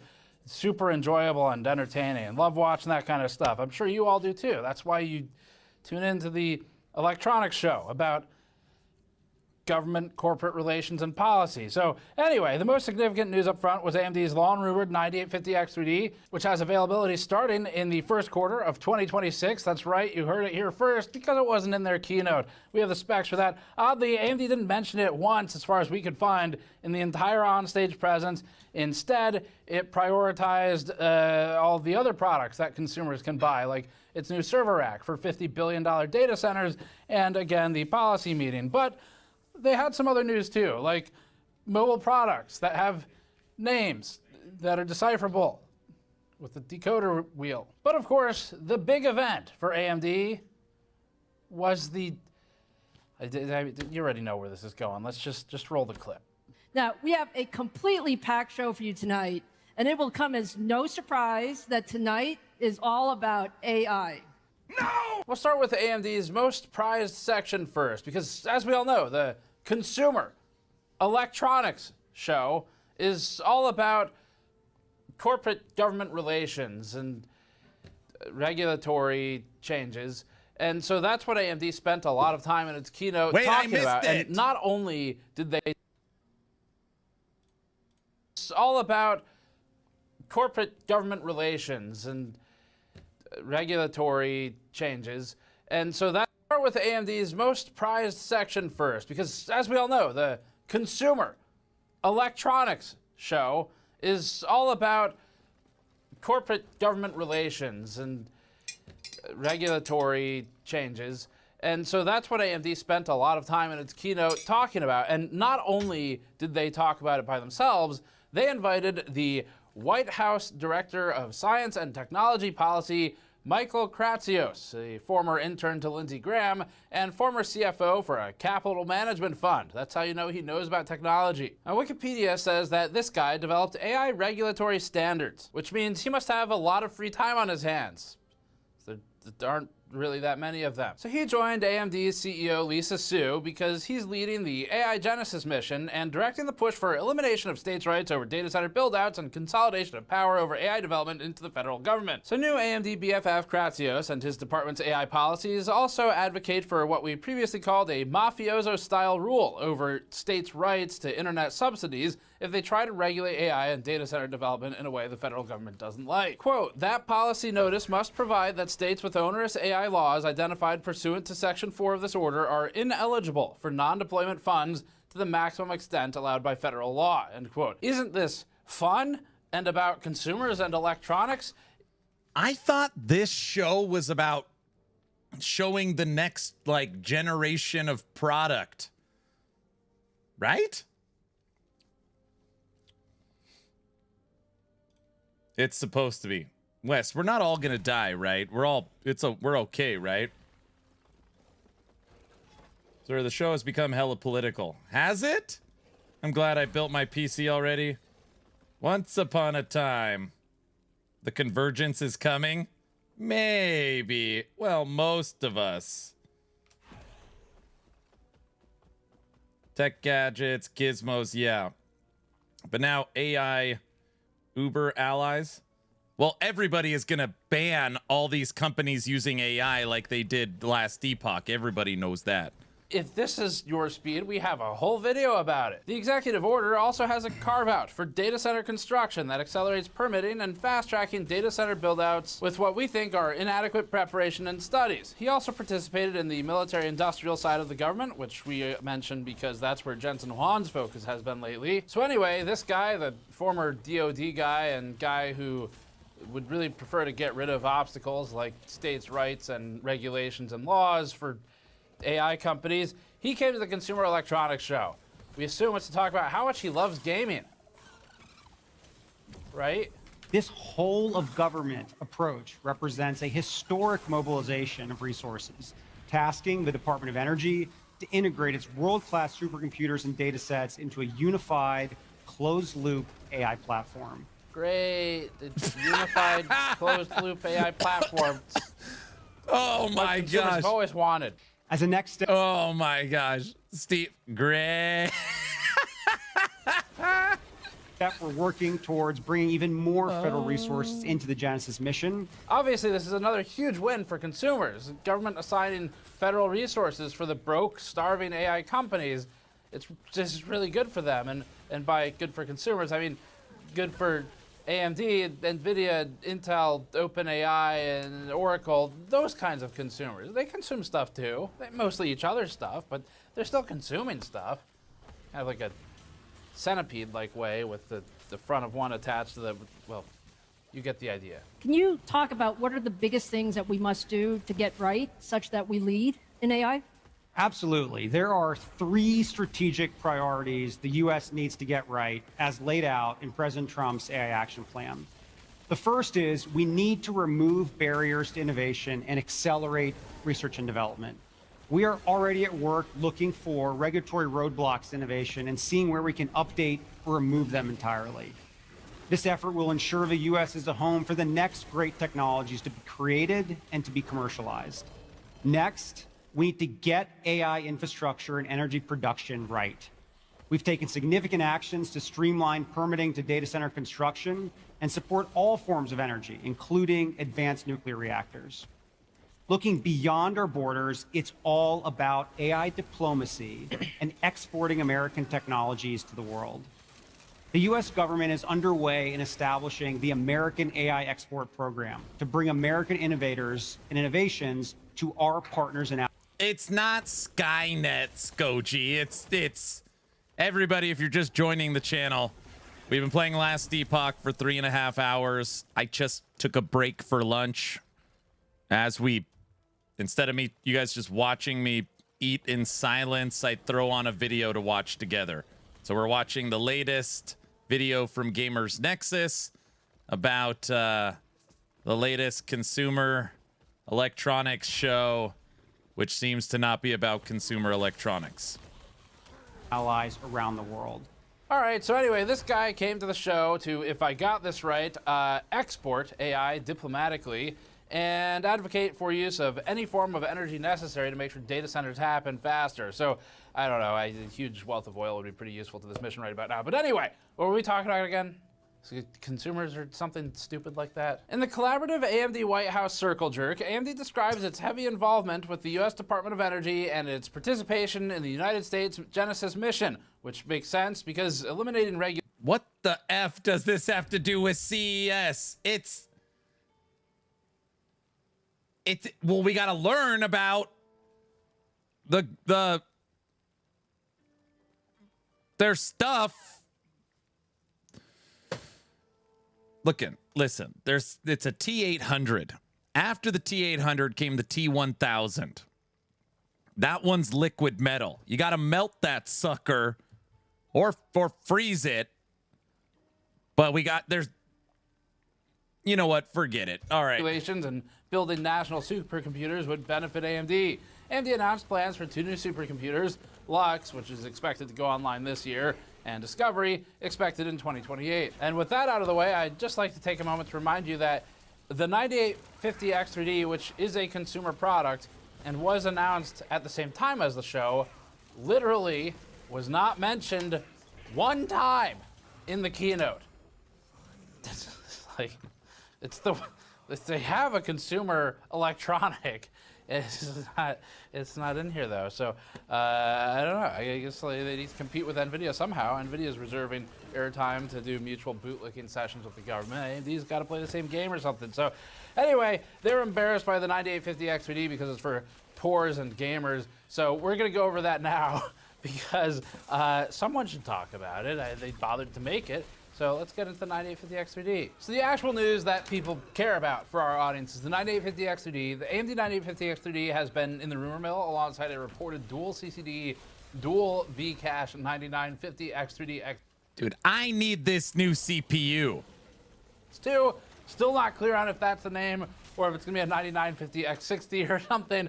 But either way, AMD is playing 6-dimensional chess because the 9850X3D got basically zero attention anywhere except for the fact that they just happened to put a spec sheet up on their official website.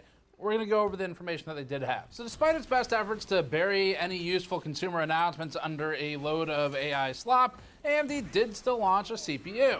The 9850 X3D is a new Ryzen 7 part. It's listed with the expected 8 cores, 16 threads configuration, and 96 megabytes of L3 cache. The 9800 X3D has the same cache capacity and core configuration, which are expected characteristics for the 9850 X3D.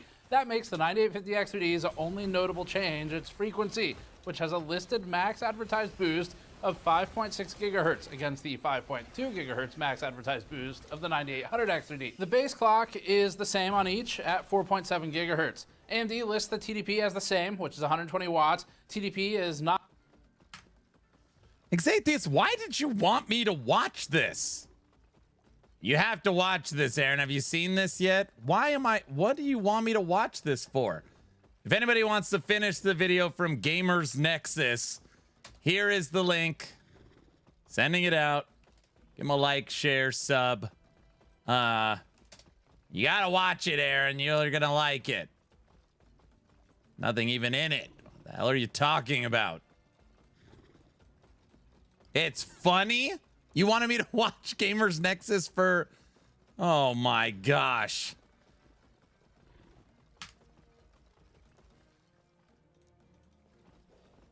That was some sour grapes. That's the last time Exatheus gets us to watch satire. Oh, brother. I don't know. I thought it was like good. I thought it was like AMD news, like new products or I don't know, something interesting. It's Steve not happy with the keynote presentation from AMD based upon AI. Oh, brother.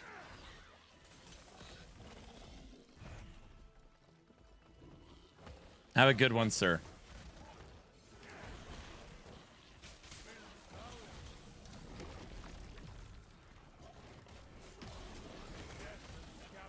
Have a good one. Dude, that quesadilla my wife made was delicious. Oh, so good. She put this like chipotle aioli sauce in it. Oh, give it a little kick.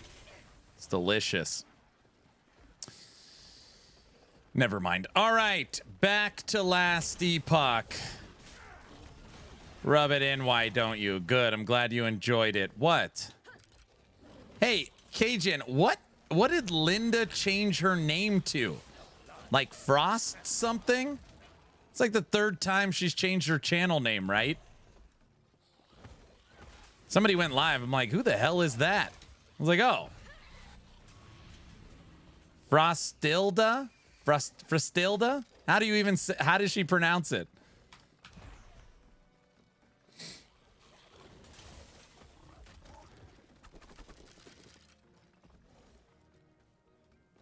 Linda? Frost Linda? Wait, is that really Frost Linda? Oh, brother. Did she say why she changed it? Wanted something fresh?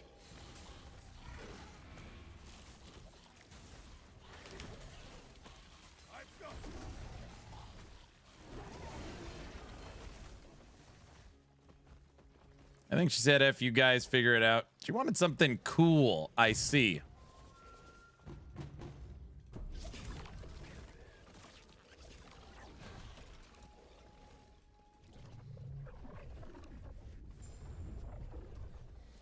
But, like, why Frost? Like, what was it about Frost?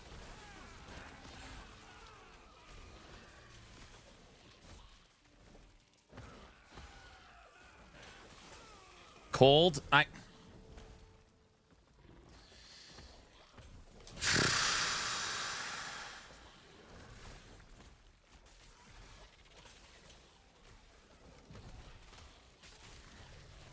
She loves the cold. She's as cold as a cucumber when she games.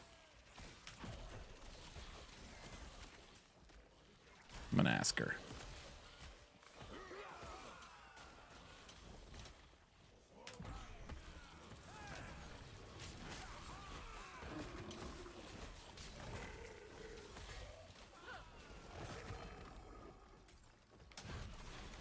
Guilty, how was all your meetings? Put me on timeout. That's a good one. I'm already working on it.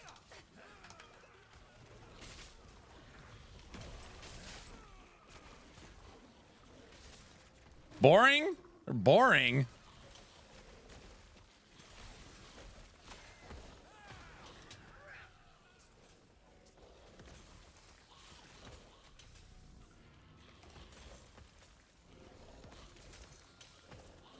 Yo, yo. 3 stream streak. Gotta start somewhere. I like that.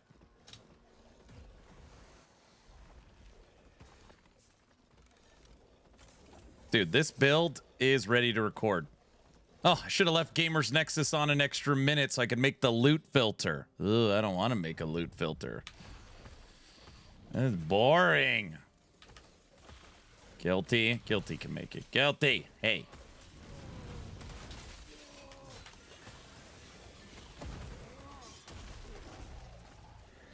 When I work from the office, I get all my work done inside of 3 hours, and I have to just make myself look busy. I don't go above the bare minimum anymore since they screwed me over. Yeah, I get it, man. That sucks.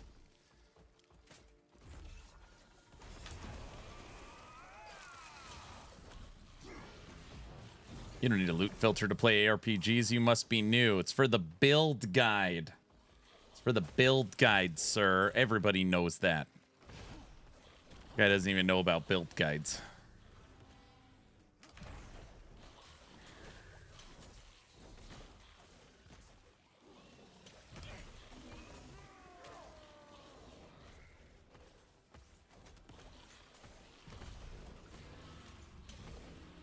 Just use a market filter, easy. I bet you're using ideals too. Yeah, I decided to put on some ideals.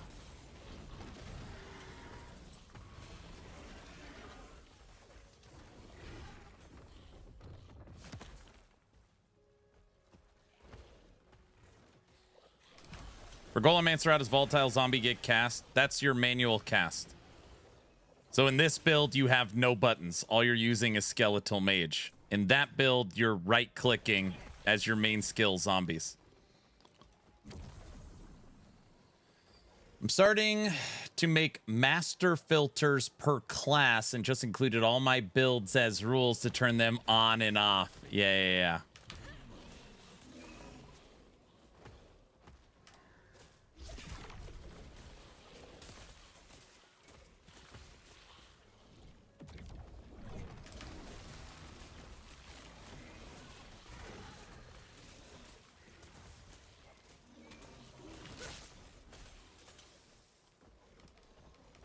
That's a good way of doing it.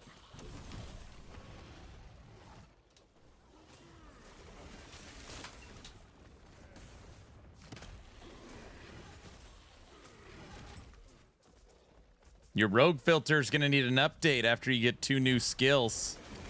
New items. Everything's going to change with rogue.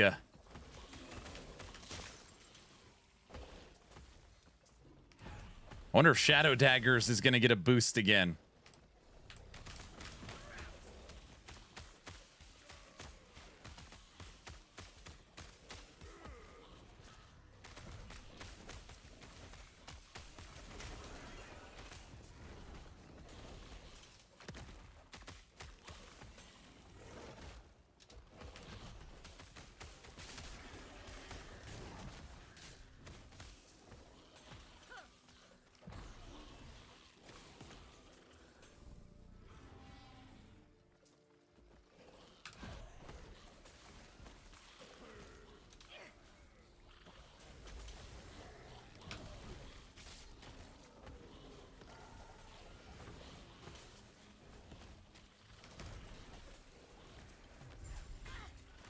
Ow. Man, I'm hoping a lot of rogue builds open up. Shadowrend and Bladestorm with a remaking of Umbral Blades. Hoping it feels like 3 new skills.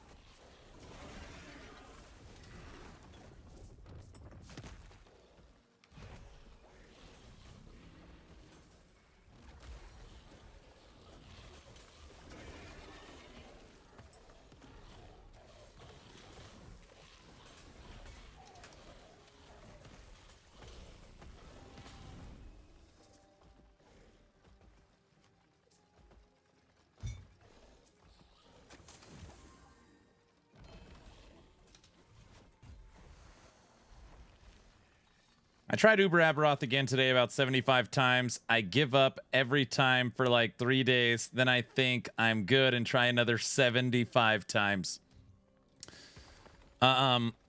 It's got to be one of the hardest fights out there right now. It is not a pushover for sure, Justin. It is not a pushover for sure. It requires broken / S tier meta progression with insanely good items, and you have to play correctly, and you have to have decent knowledge of the fight to be solid. Yeah. It's a don't feel bad. The fact that you're even attempting it shows you are you're a top player. But yeah, that's a tough one. That is a tough one. That's right. That is right. All right. I gotta make this filter. It shouldn't take too long because I already have the base filter. It's tomorrow. My wife just said what happened to dev chat. And you don't even know what day it is. Well, duh, everybody knows that. There it is. There it is. I've only ever got Abby to the last phase with my Spartan Forge Guard. Surviving is okay, but I need more DPS. Yeah.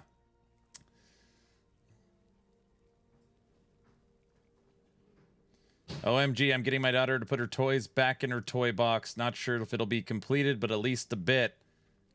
You're winning, sir. You are winning. All right, let me turn on while I'm making this loot filter, you guys can listen to what would be a good song.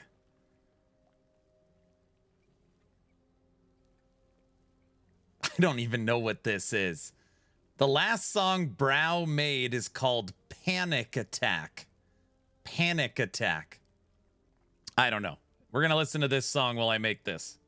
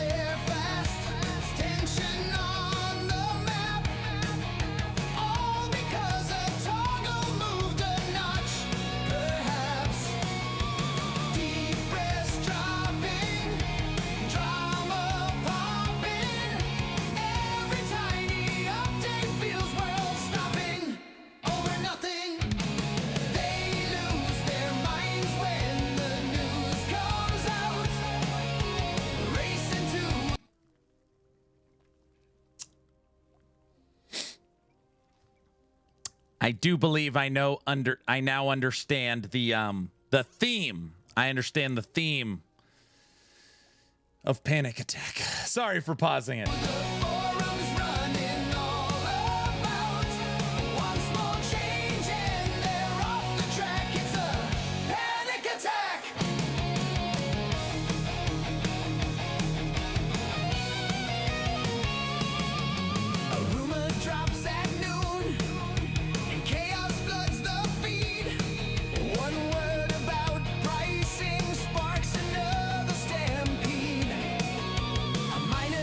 Delay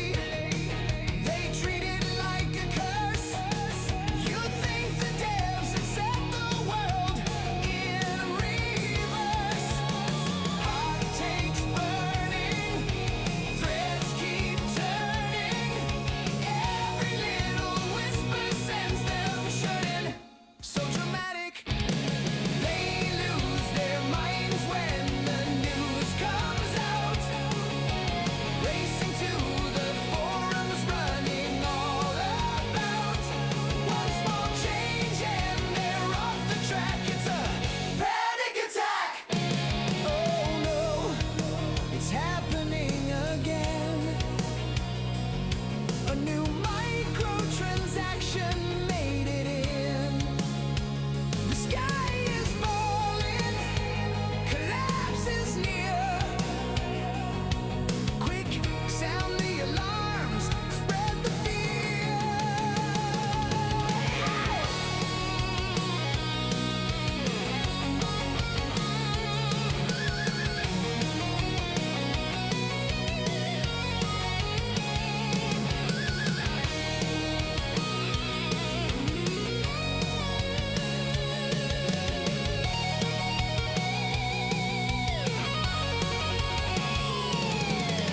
They lose their minds when the news comes out.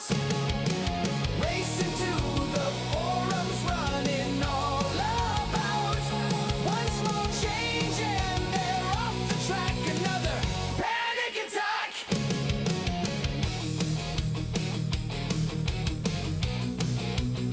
Panic attack.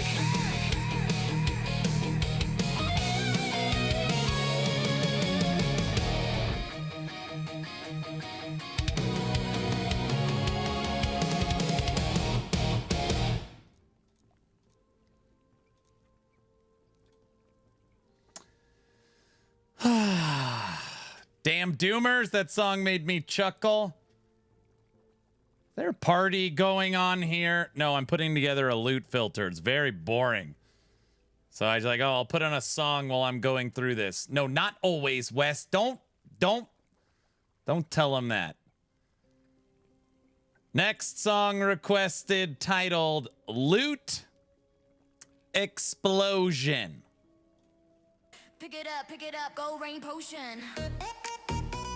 Sparkle in the dark, devotion in motion. One crit and the chest wide open. Drawing in deep where the echoes call.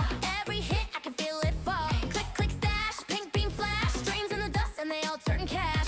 I'm the storm when the tomb lights gleam. Gold on my hands, it's a fever dream. You want my room, better pay that fee. Cause I grind like I'm royalty. It's raining purple, silver, gold. Hold your breath, don't overload. Every drop, another code. Boom, it's about to explode. Blue explosion, we light the floor. Boom, beam so bright, can't count no more. Yeah, every chest go bang, bang, bang, shining like stars when the echoes ring. Blue explosion, too much to hold. Whoa, sell that stash, I'm breaking. Did you see Rax released an LE video? No. Is LE having server issues? I can't even get region options to load. No. I mean, I've been playing 12 hours a day for the last week. No problems. Rax put out a new Last Epoch video today.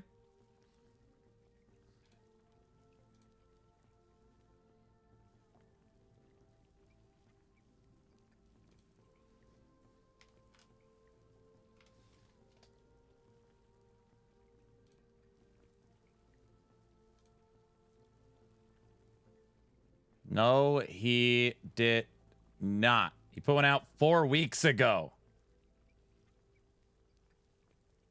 Like, what? What would he put a video out on? The mold, spin that wheel, we glow in motion, baby it's a loot explosion. Spin that wheel, we glow in motion, baby it's a loot explosion. Bag full, dripping runes and scrolls, power climbs as the timeline grows. Echo surge, I'm divine in the grind, every big drop rewires my mind. Got idols, got fake, got juice, circle of fortune, no excuse. Stack too high, it's a disco show. Loose so fly, make the server slow. It's raining purple, silver, gold. Hold your breath, don't overload. Every drop, another code. Boom, it's about to explode. Loot explosion, we light the floor. Boom, boom, beam so bright, can't count no more. Yeah, every chest go bang, bang, bang, shining like stars when the echoes ring. Loot explosion, too much to hold. Whoa, sell that stash, I'm breaking the mold. Spin that wheel, we glow in motion, baby it's a loot explosion. Spin that wheel, we glow in motion, baby it's a loot explosion. He said buy low, sell high, no hesitation. Errands in the bazaar, running liquidation. Did I just hear errands in the bazaar? Was that in the song? That's not funny. That errands in the bazaar running liquidation. That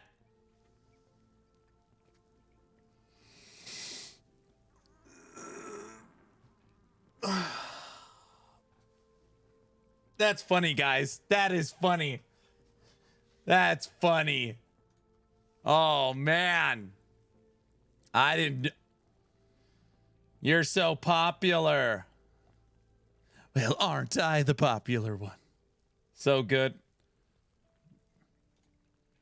Loot explosion, spin that wheel, we glow in motion. Baby, it's a loot explosion. He said, buy low, sell high, no hesitation. Errands in the bazaar, running liquidation. Why you selling everything, bro? Why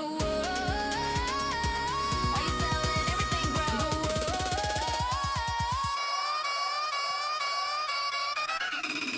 Lube explosion. We like the floor. Boom, beam, gates so bright. Can't count no more. Yeah. Every chest go bang, bang, bang. Shining like stars when the echoes ring. Explosion. Too much to hold. Whoa. Sell that stash. I'm breaking the mold. Spin that wheel. We glow in motion. Baby, it's a loot explosion. Lube explosion. Explosion.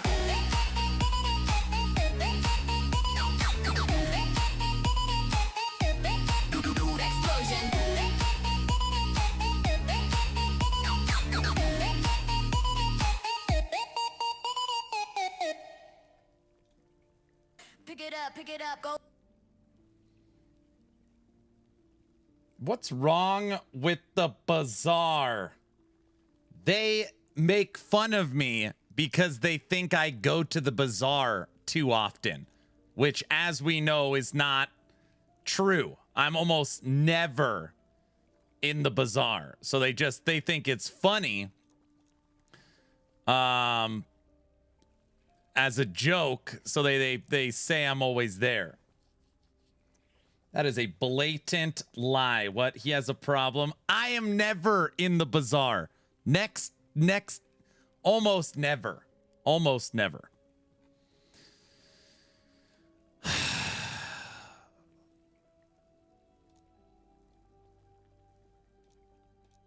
Almost never.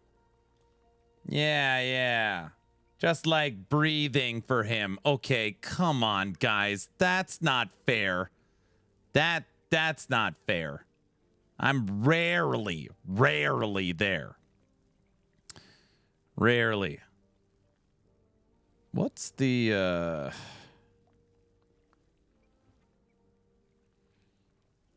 blood, ancestral blood? I figured it out. We did it. Julra's obsession. Ravenous void. There should be an account tracker that tells us how much time you spend in the bazaar versus combat. First off, if that tracker did exist, you would see that I spend way more time in combat. Now, sometimes when I log into the game, it auto logs me into the bazaar. So because of that, it would throw off the data. So it wouldn't be accurate because of that.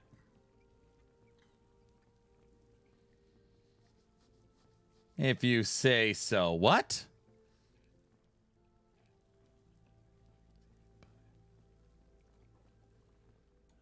Okay. Bam.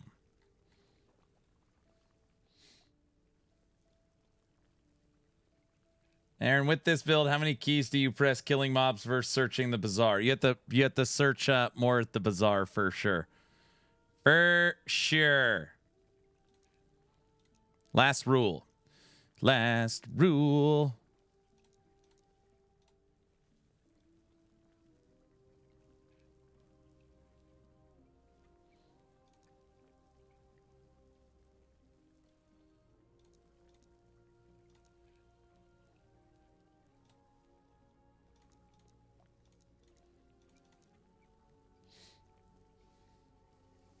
Only because it logs you in where you logged out. That's not true either.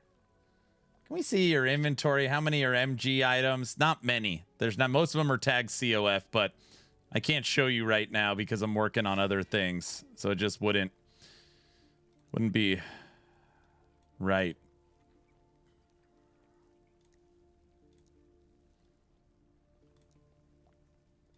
You know. Ask him about his big stash. The big stash is irrelevant. It's not relevant.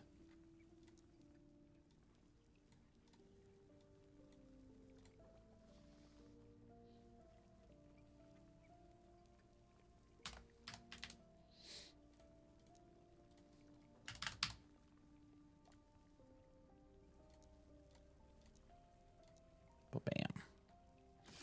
Leveling, idols, value, exalts, stuff for it. Bam, bam, bam. Done. Would you look at that? Can't wait, wifey, change all the tab names again. That's fun. You guys, why do you make her do that? Or ask her to do that?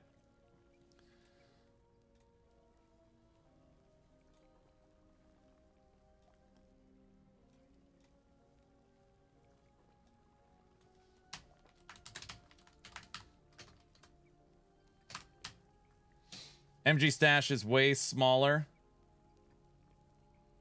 Yeah, COF stash has a lot normally in it.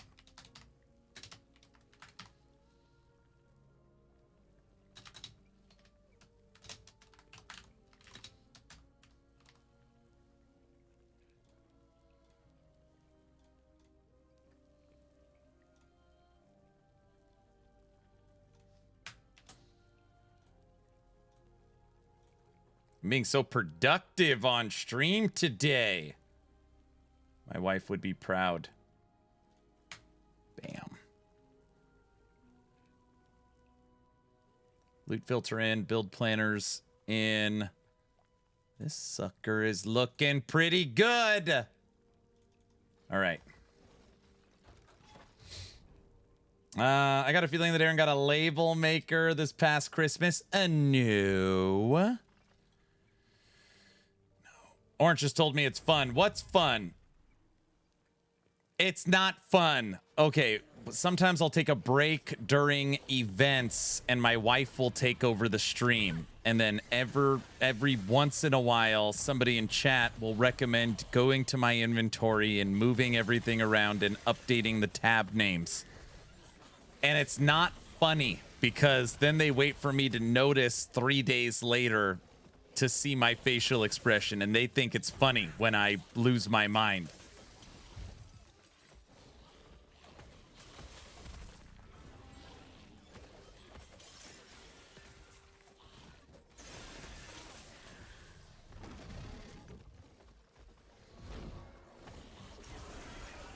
That's not funny when that happens. But it is funny, at least a little bit.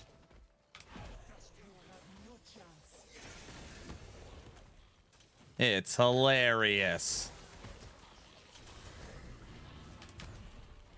Hey, Derek, we've been talking. Not this year, but next year. We need to set up an Epoch Con. We're here for the cult stuff. We got BlizzCon and Exile Con. We need an Epoch Con. All right? And we need you to set it up since you're on the inside track now. Your pain is our entertainment.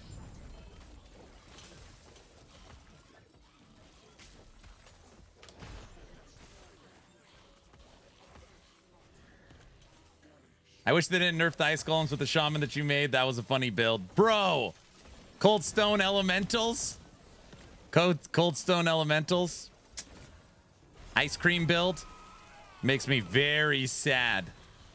I had multiple, and when I say multiple, two different people from 11th Hour Games that hit me up and said they did not know that that minion even was in the game. I was like, yeah, the Shaman minion. They're like, Shaman doesn't have a minion other than Storm Totem. I was like, the hell it doesn't. They're like, golems? Yes, Shaman has golem minions.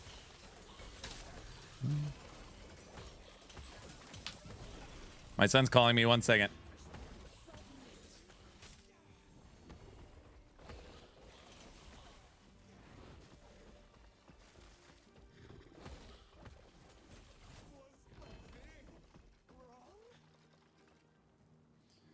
My son needs me. We're at 4 hours. I am going to call it right there. This is a good ending time anyways. Tomorrow. Torchlight Infinite stream, dev chat bingo. All right? Torchlight Infinite stream, dev chat bingo. I literally like have to run.